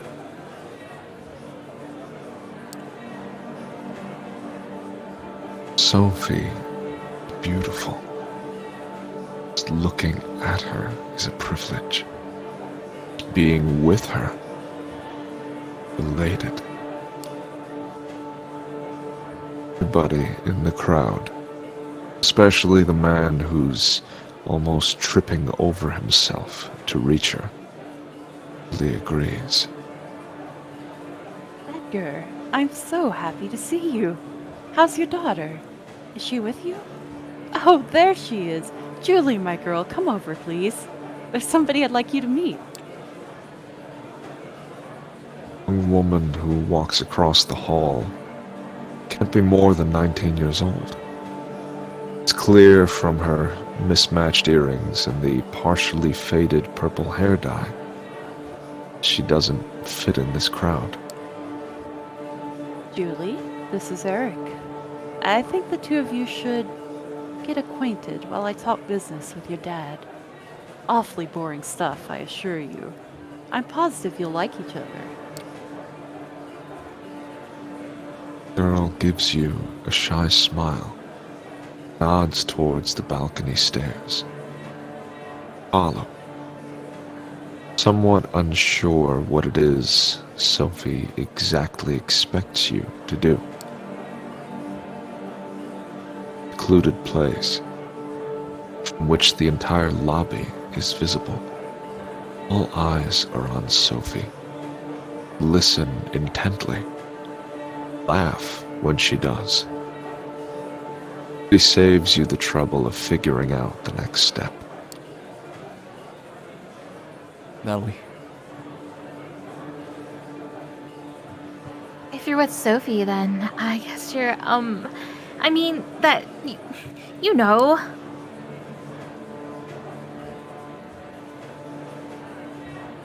She puts her wrist to her lips and gives herself a theatrical nip. Looks at you, embarrassed, also hopeful.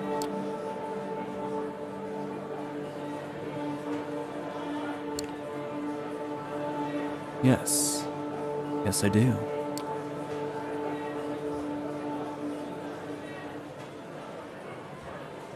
She takes off her jacket, buttons her sleeve, and rolls it up.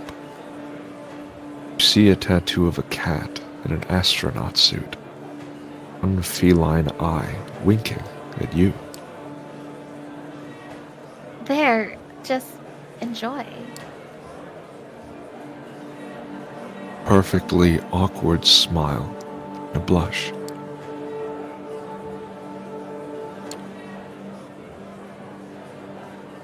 Take her forearm in your hands.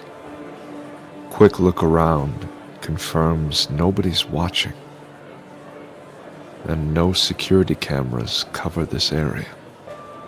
Bite down gently. Surreal. She's just given you her blood of her own volition. How is this possible? What about the masquerade? You need to ask Sophie.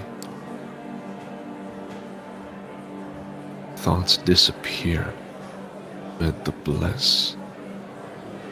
There's just the taste. Sweet, fresh, sanguine. You drink, and drink, and drink. No. Stop. Tear away from the girl harder than you wanted.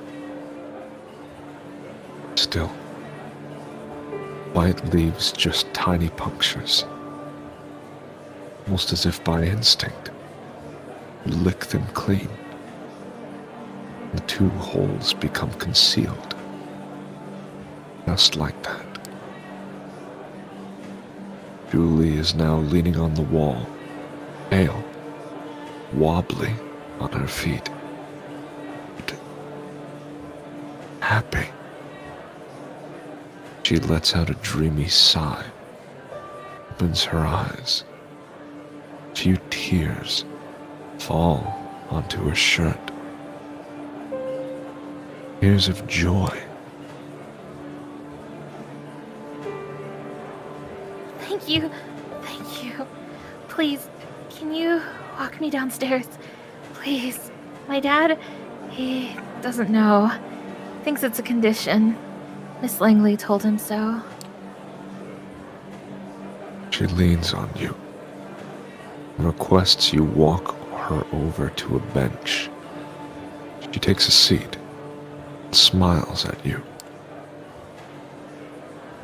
The crowd around Sophie disperses slowly, looking at her now.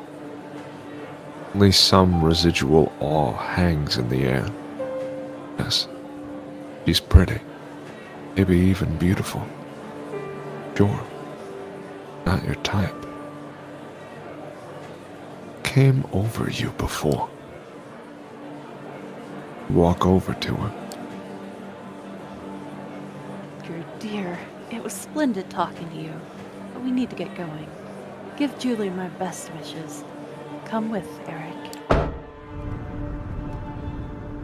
Gregory is waiting for you out front.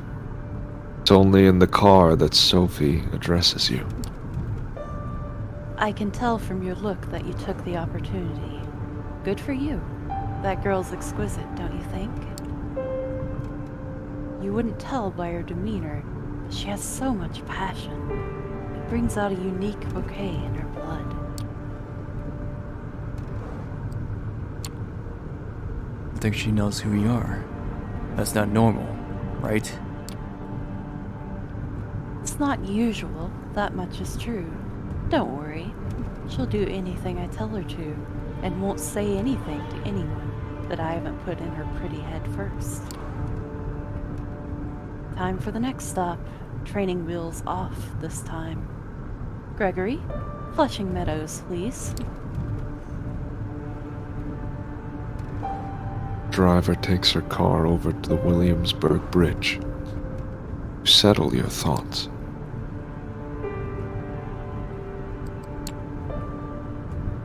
Blushing? Before. Other than the fact the Unisphere is beautiful at this time of night, it's a great hunting ground on which to try out some of the talents of the blood. We all have our talents. Some of them come from the legacy we inherit from our sire. Others can be learned with experience. I can sway people or make them fear me. I see more of the world and in greater detail than some kindred. I can will my body to move with unparalleled precision and grace, and more. All of these skills make me who I am. They also help me hunt.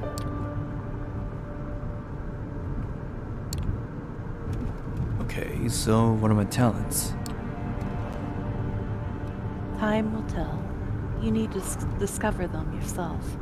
When we arrive, experiment. Give different things a try. Follow your instinct and intuition. It will guide the blood.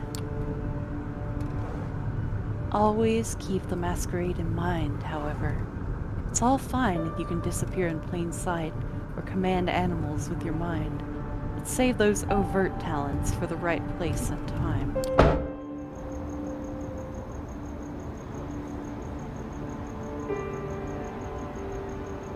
Only takes you half an hour to reach the park at this time of night. Both you and Sophie leave the car, left behind again. Find a parking spot and keep an eye on the car. Sophie seems deep in thought. Takes in the surroundings with a dreamy gaze. The sky is surprisingly clear tonight. The stars just barely visible.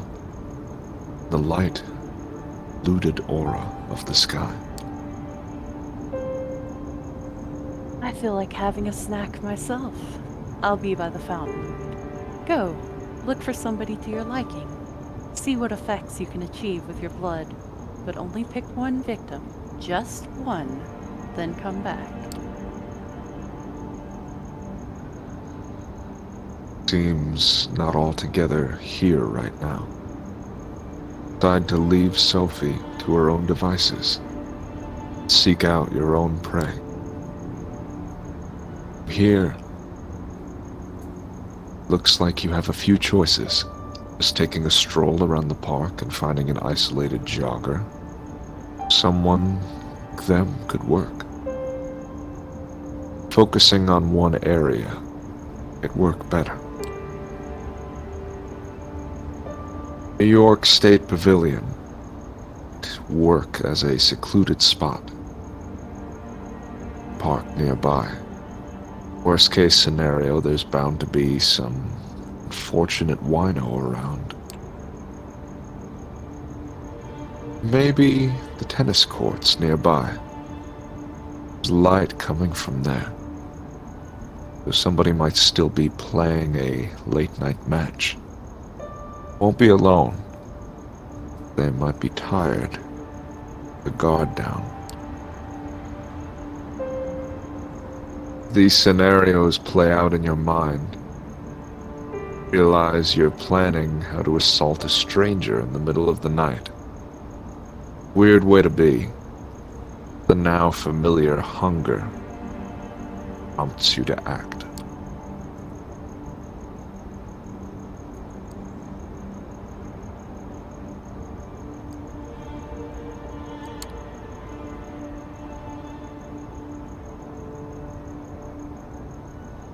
Make your way to one of the park's most well-known landmarks.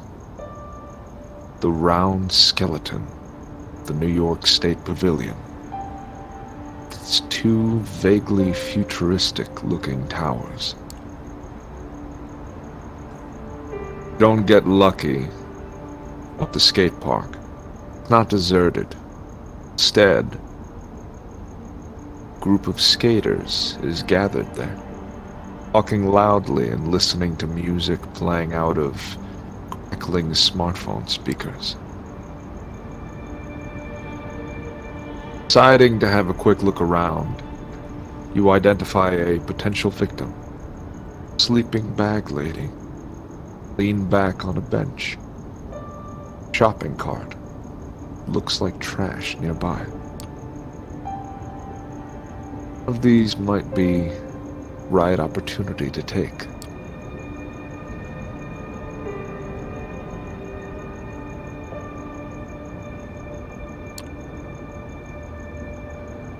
Creep closer to the filthy, smelly lady on the bench. Body is barely visible from under the multiple layers of ragged, mismatched garments. Glamorous target.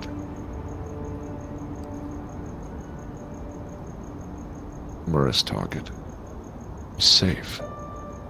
Safe will have to do tonight. Scent of alcohol mixes. Nasty body odor. Try to ignore it, seeking the warmth of her blood and the promise it keeps. Doesn't get to open her eyes, or you strike.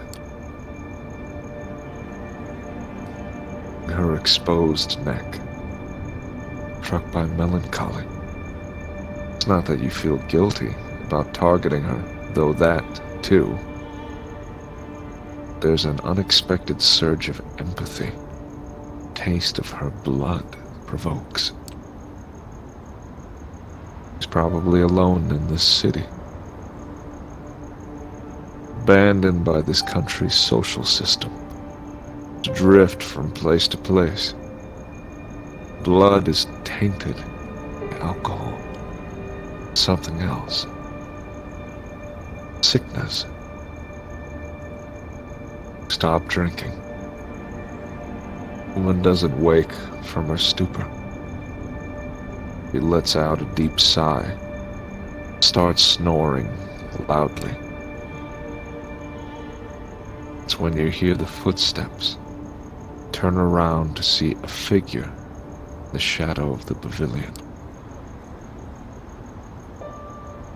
Hooded man looking menacingly at you. Jordan.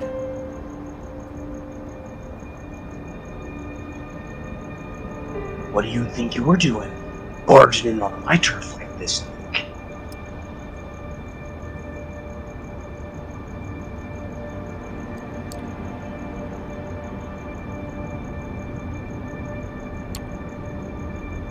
Call me a lick? What is that supposed to mean? Don't be cute with me. I know what you are. Shove that masquerade bullshit up your ass. Better tell me who you are, who you're with, before my posse shows up and beat it out of you.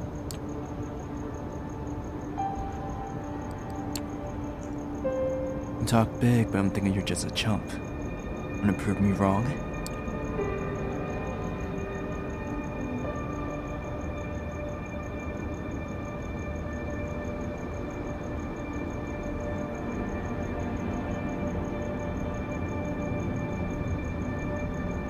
Tom. Tenses up. Gives you an extremely nasty look. His fangs. You don't want to push your luck, dumb fuck. My crew is in earshot. One shout away, and you're D-O-N-E. Done. You get what I'm saying?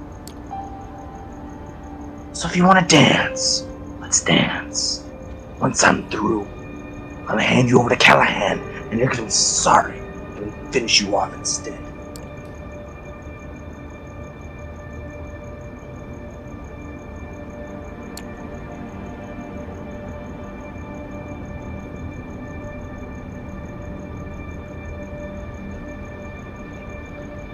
Take off. Fast. Faster than you've ever run. Hoodlum has trouble keeping up. Howls behind you like an animal and gives chase anyway. Unisphere again, you slow down. Seeing two people near the sculpture. A man and a woman. Passionate embrace. No. Exactly. Sophie. Feeding. This whole scene is set up so that it looks like a couple being intimate in public.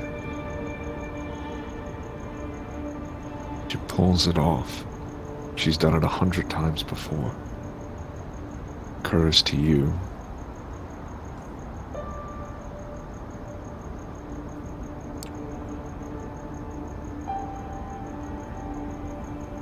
Man is unsure on his feet. He lets go of him, leads him towards a nearby bench. Noticing you, she whispers something into his ear. Leaves him. Driver appears from behind a tree. Well, Eric, how did it go? We're about to answer. The same figure as before emerges from one of the alleys. Looks at the three of you. And a predatory smile creeps onto his lips.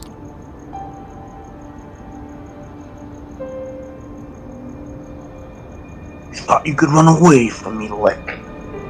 Think you'll be safe with your friends? Well, I have friends too.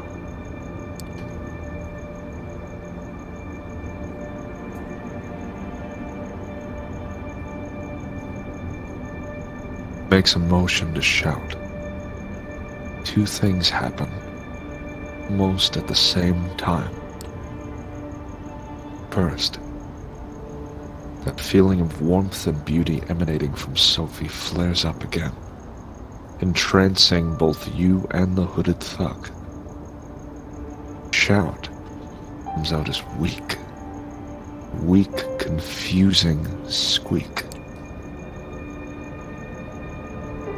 Second, it produces a wooden stake from a holster for his jacket, lams it into the thug's chest. Just like that. Seconds. Posturing vampire is down on the ground. Rest. I see you've made a friend, Eric. Curious choice of company, I would say. Who is he?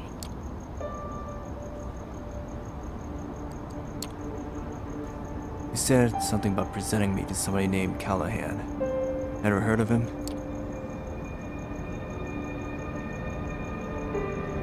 She looks shocked for a split second and recovers her regular countenance.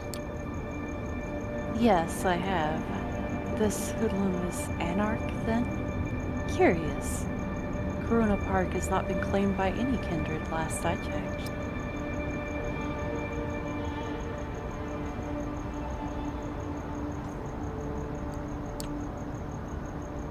Let's go to the car. We'll put him in the trunk and present him to Qadir tomorrow night. I'm sure he'll be delighted to make this unbound's acquaintance. Gregory carries the staked vampire, dumps him in the car's truck like a mannequin. A strange sight. Quite happy you're not in that poor fucker's shoes right now.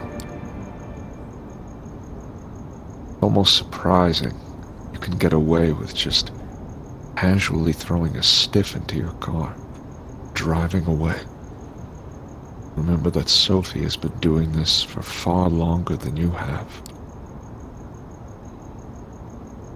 Still, nagging thought that anything you did tonight had been seen or recorded by a CCTV camera, picked up by a rando with a half a decent smartphone and streamed online, fills you with dread. Hunting and using your abilities is dangerous business. It's clear that this whole being a vampire thing has about as many caveats as it has perks. Taken out of your headspace by Sophie's voice. I will pick you up tomorrow night, same as tonight. I have some business to attend to at Elysium, and I expect you to accompany me. Plus, our friend in the back needs to be properly introduced to Qadir and the Prince. I'm sure he'll have some interesting things to say to the court.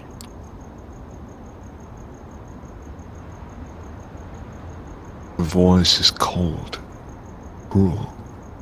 Nothing like the enchanting personality showed at the gallery earlier tonight. Sophie is clearly a woman of many faces.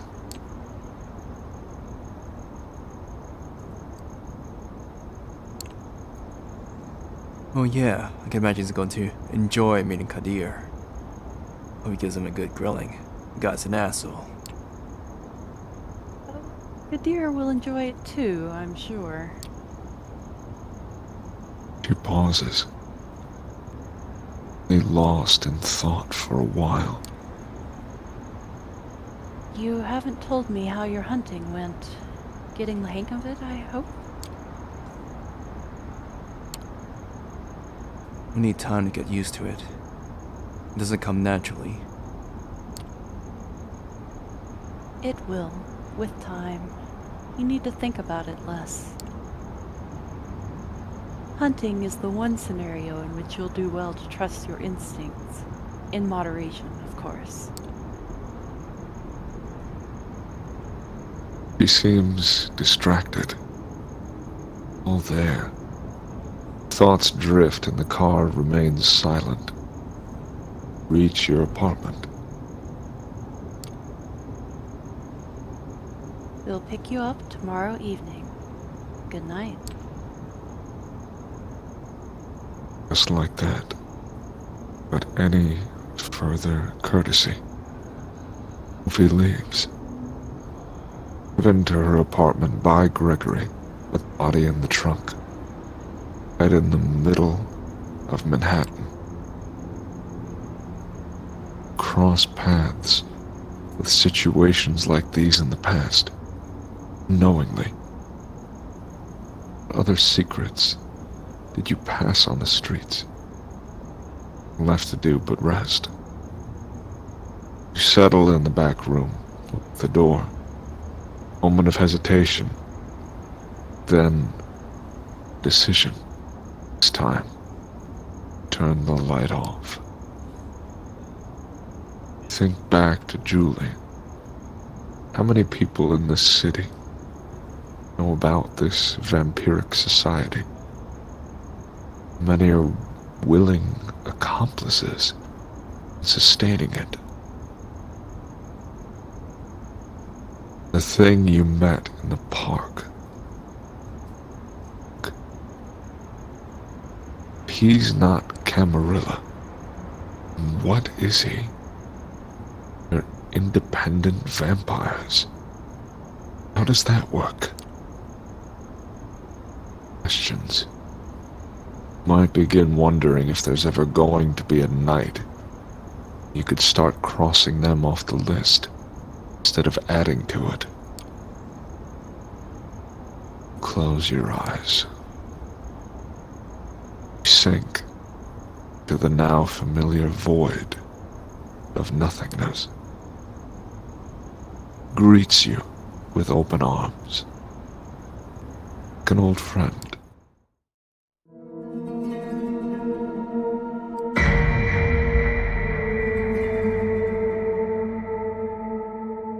Open your eyes. Pitch dark here. Blackness of a coffin, drifting in the abyss.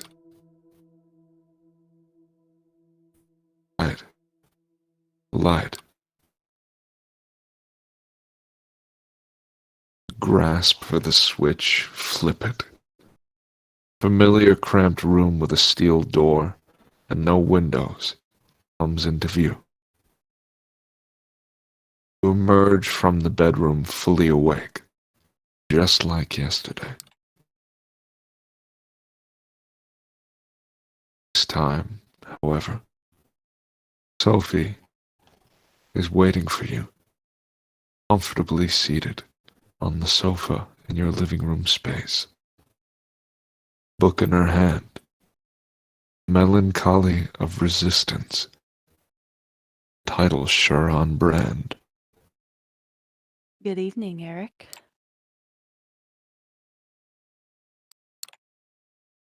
How'd you get inside an apartment? After a long and spirited battle, I managed to defeat the lock.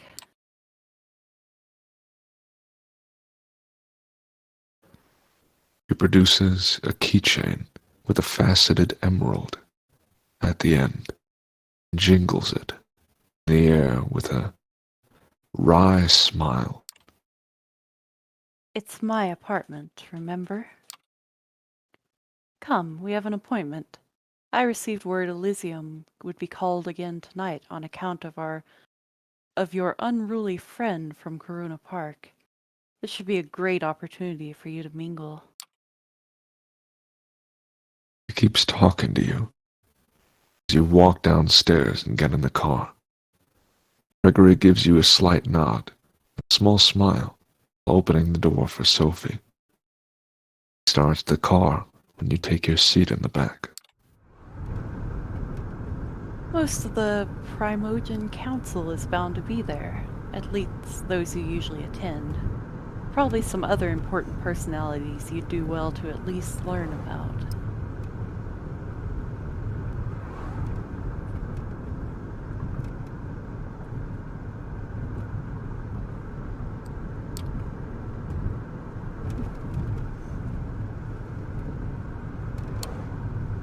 Know I should talk to when we arrive? Not especially. My advice would be to try to talk to the prince and perhaps reassure her of your gratefulness for being spared. Maybe speak to Qadir on the same topic if you get a hold of him. The Primogen I would advise against. They are rather stuck up, all told. And even if they will talk to you, they might try to secure you for some nefarious purpose. I wouldn't appreciate that. Of course, be respectful if anybody approaches you and strikes up a conversation. You will no doubt be gossiped about, as will I. Keep a cool head. Some enjoy provoking fledglings into stupid acts. At any rate, you should behave yourself tonight. Remember what I told you about reflecting on me as your patron. I have a reputation to uphold in the court. Do not tarnish it. There it is. She might have saved you. Might be protecting and teaching you. It's clear what she's really concerned about. Her own interests.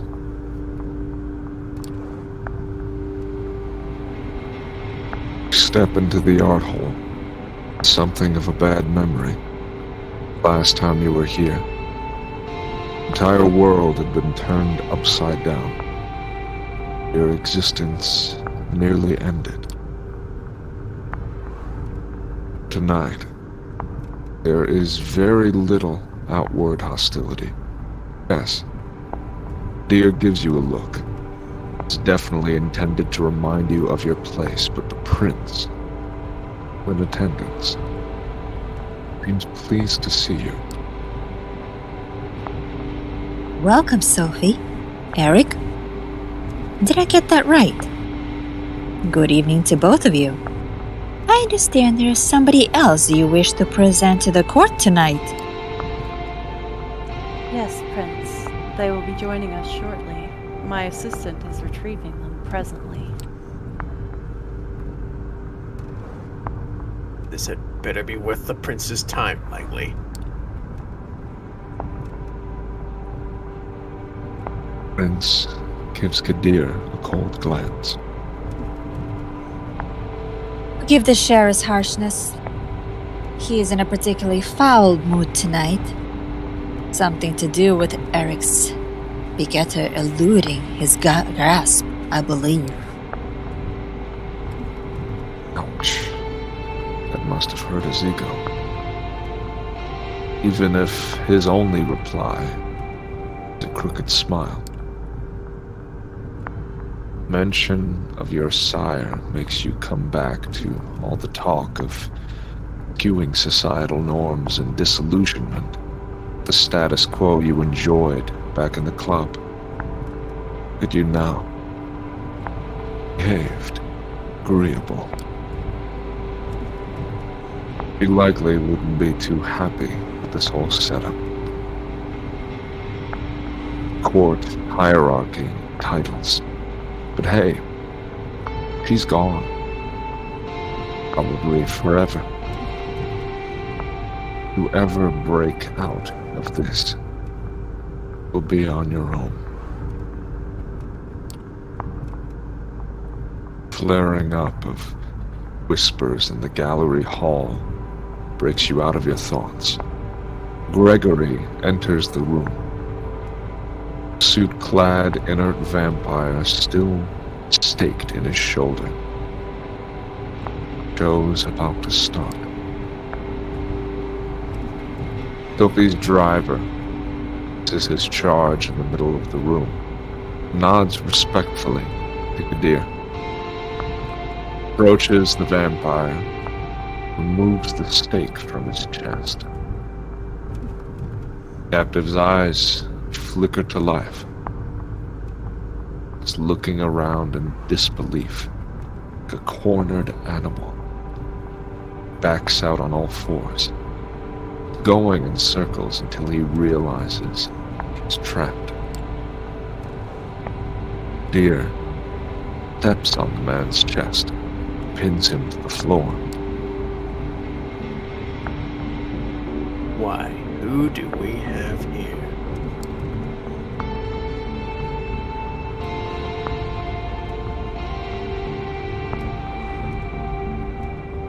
Oh, fuck. Oh, shit, no, come on. Oh. Silence! Sheriff takes on an aura of utter dread. Appears as if he is a primal force of nature. It's out to get you. And there is absolutely nothing you can do. Shrivel in terror. Beast inside you shrieks. You could swear it happens in unison. The instincts of some of the other guests here tonight. It's unlike anything you've experienced. Company. During your turbulent first night as a vampire.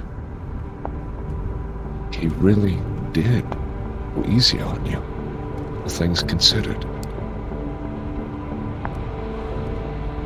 Seems like it takes all of the hoodlum's willpower to not crawl to a feral position and start crying.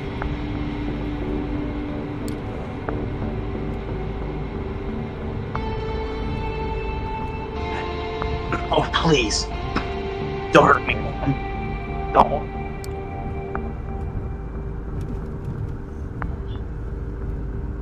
You and me are going to have a little talk downstairs, at the prince's discretion. Please, go ahead, my sheriff. You heard the prince. Get up. Let's go.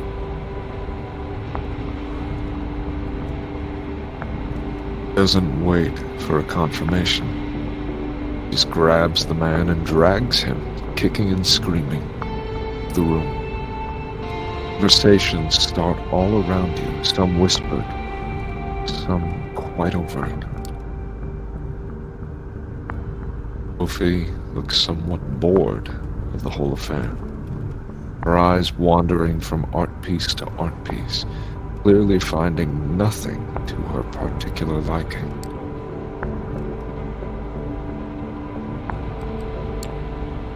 So, what happens now?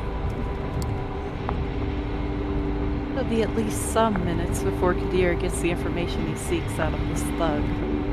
Why not mingle while we wait for him to break? Excuse me.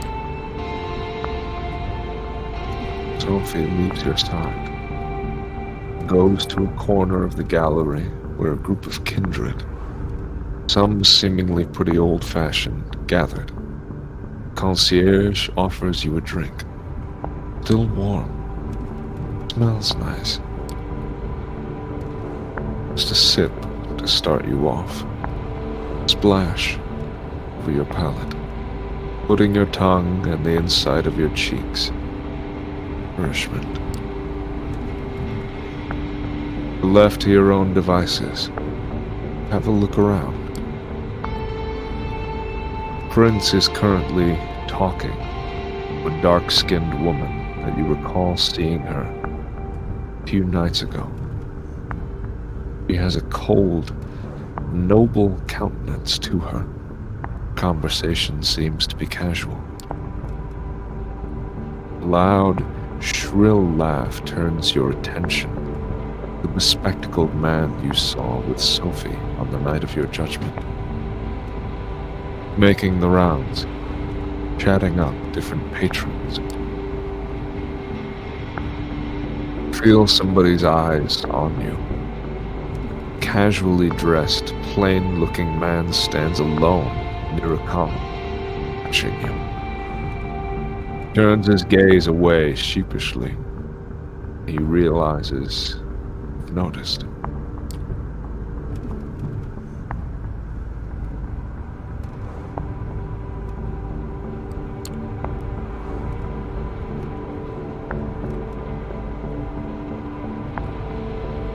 Man notices your attention. It takes a few minutes before he pauses his mingling long enough to actually approach him. He looks at you, quizzically. Jordan?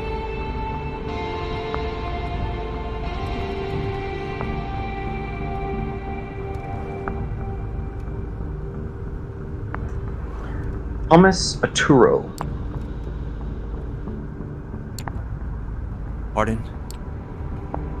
It's my name. How soon you'd like to know? I know you. By name only, of course. Eric?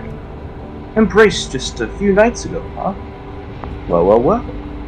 I was on death, treating you.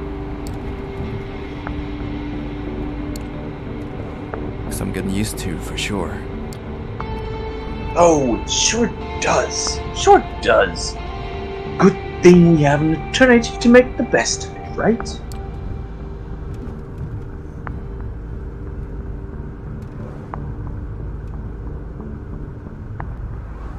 Takes a moment to clean his glasses, completely ignoring you until he's done, puts them back on.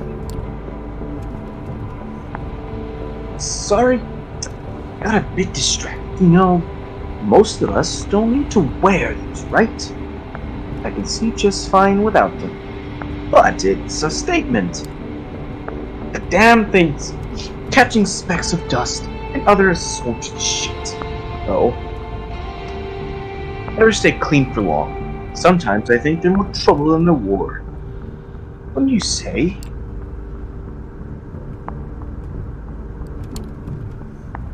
Look good on you. Really. Bet they do. Alright. That was a nice chat, but I have to catch up with a few other fellows tonight. Talk to you later. Jeannie! Hey, Jeannie! He doesn't even give you a chance to say goodbye. Already off. Grabbing 2 glasses off a concierge tray. Handing one to a mustachioed man nearby. Notice Sophie mingling with other kindred, clearly in her element, not to be disturbed. Qadir hasn't come back yet. You can probably still find time for at least one conversation.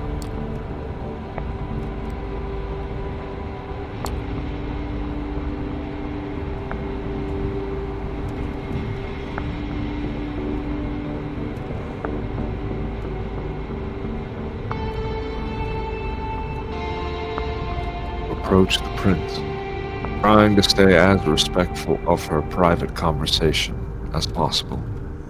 She glances at you as you step forward. Scrutinizing gaze mimicked her companion. She addresses the dark-skinned woman before turning to you. Excuse me for just a moment. Tamira? Yes, Eric? What is it? I should thank you for sparing me, Prince. I realize it wasn't an easy decision to make. I want to express my sincere appreciation. How thoughtful of you. She takes a long look at you before she continues. I didn't do it from the kindness of my heart. You are an asset to Miss Langley, to the Camarilla, and to me. I believe I made the right decision. Prove to me and the other kindreds in this city it was so, and there might be more to your future nights than just survival and servitude. Dark-skinned woman looks impatiently at you, catches the prince's attention. Forgive me. That's all the time I can spare right now. I have some things to discuss with Kamira still. Enjoy your night, Eric.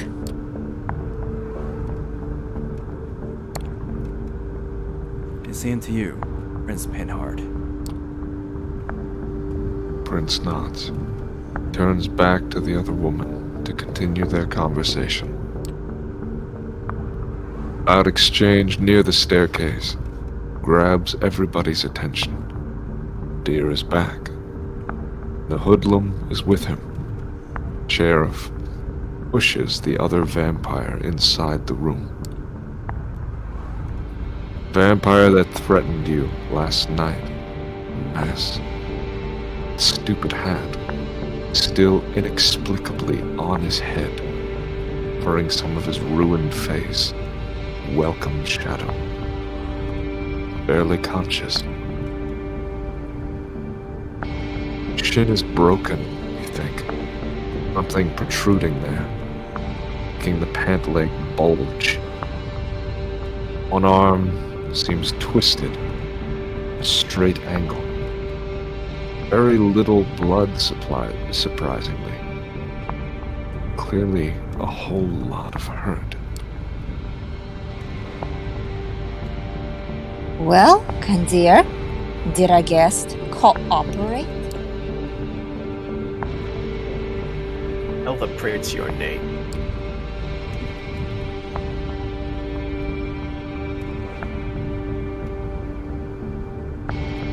But it's Howard. And who do you run with, Howard? The Midnighters. An anarch coterie, my prince. Active for some time now. Though from what this one told me, the name is about the only legacy the group has kept over the years.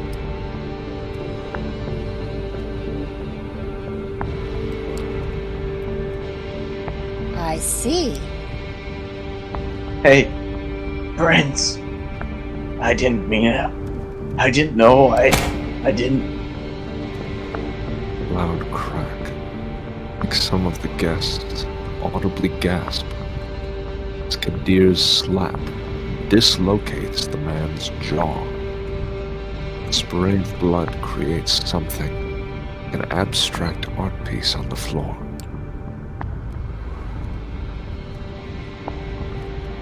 This one is guilty of threatening a member of the Camarilla and claiming a domain without the prince's approval. That alone would be enough to pass swift judgment, but he is also anarch scum. My prince. There can only be one verdict. Final death.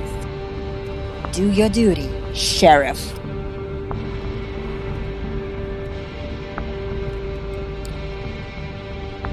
Unless, of course, somebody would like to play at being a good Samaritan, like our dear Miss Langley a few nights ago.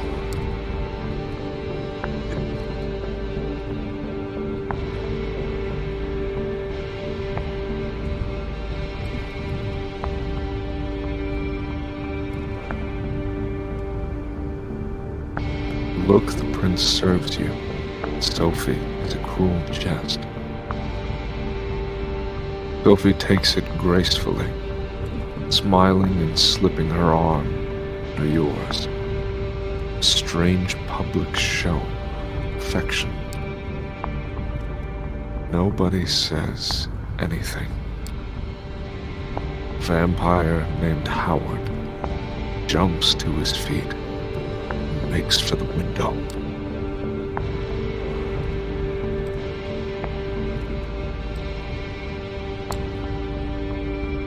Split second, make your choice.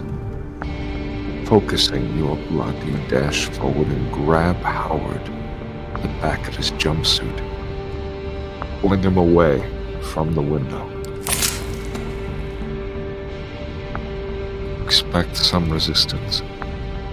Find you don't have to worry about it. A swift cut separates Howard's head from his body. You let go. A headless corpse slumps on the ground. Qadir is standing between you and the window, sword drawn, an ugly smile on his face. Well, Eric, your eagerness is laudable, but unnecessary. That Howard fellow couldn't have hoped to escape his fate. Not facing Qadir's expertise. However, I have made note of this show of loyalty on both your and your patron's accounts.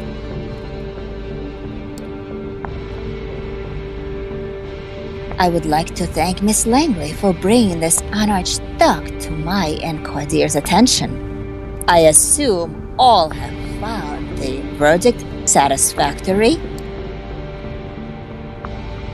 It's a rhetorical question.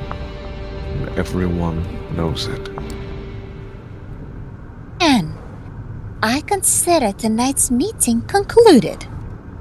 Good night to all of you. She steps out of the room. You see that many of the guests move to do the same. Sophie seems to be conversing with somebody. Serious-looking man in a trench coat about what transpired. Probably have the time to strike up a conversation of your own, too. Dear Al-Asmai, still here. For one, clearly getting ready to leave. Arturo is still here, chatting with the remaining attendants. For a moment, think the man who was looking at you earlier left. He's still here, keeping to himself in a secluded corner.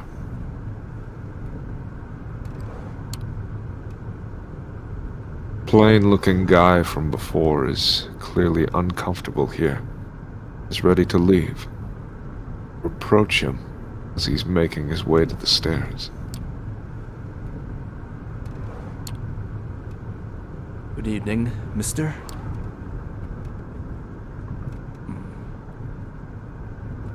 Duckbot, voice him too. Larson. Or you can call me Robert. Either's fine. Why are you standing around by yourself like this? I'm not hugely liked around these parts. I'm surprised you wanted to talk to me. Then again, you're new, so you probably don't know. I'm one of Prince Panhard's primogen. I'm usually here to advise the prince, but clearly that wasn't necessary. So I guess I'm not entirely sure why I came here tonight. What about you, though? How does it feel to have a hand in the same kind of business that could have ended in your final death? No, wait, that's unfair. I forget how new you are to all of this. Not sure if you were paying attention the other night, but when the prince mentioned diverging opinions on whether you should be executed or not, that was me. I was the diverging opinion.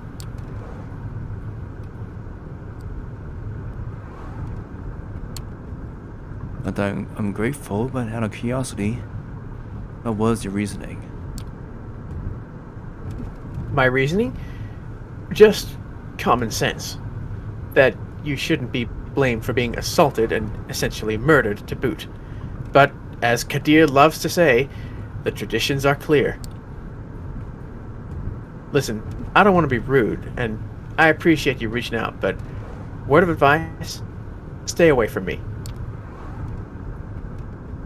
Many vampires in this sect regard my position as primogen to be some kind of joke, you know? You talk to me, they'll notice, and they'll hold it against you.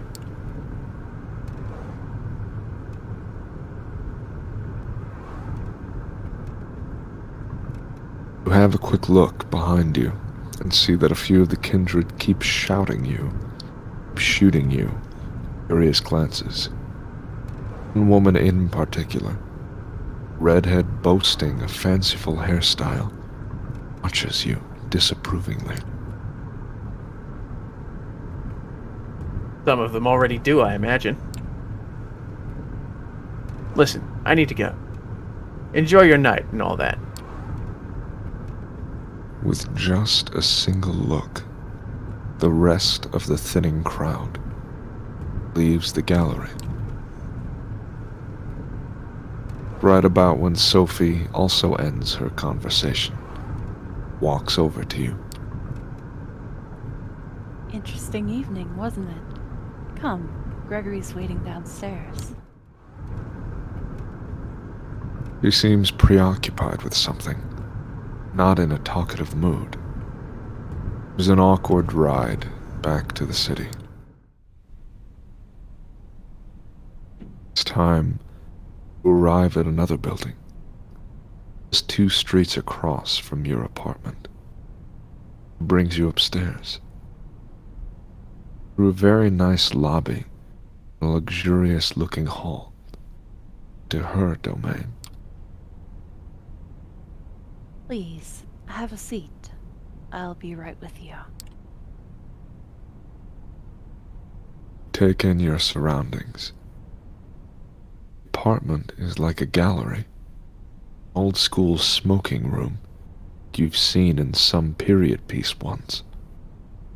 Nouveau riche's living room, ridiculously combined together. Apologies. Old habits die hard. Clearly, some stick with you even after your death. She drags on her cigarette, breathes out, breathes. How is she doing that?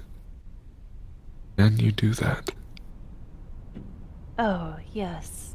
You might not know.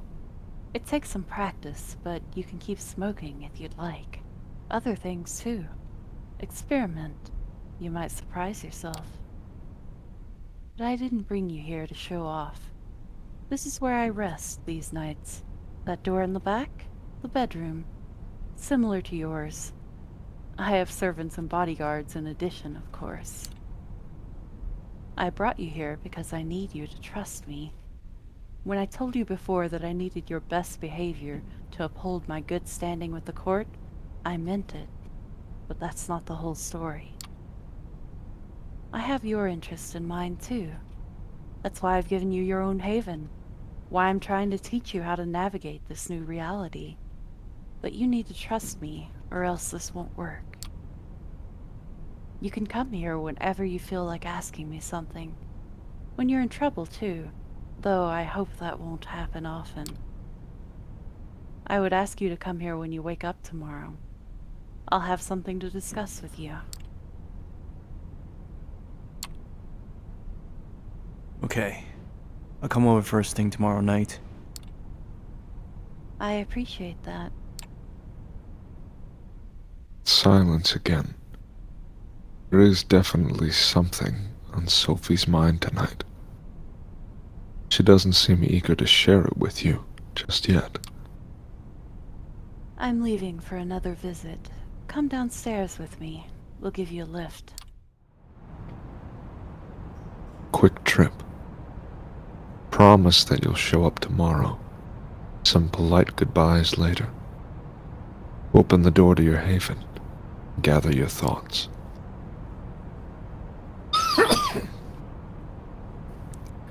It's exciting, in a way. Being dragged deeper and deeper into this secret society. Its rules. Whatever Sophie has planned for you is bound to teach you more about this thing you have become. You sink to your vampiric sleep, just a sliver of hope, to welcome change.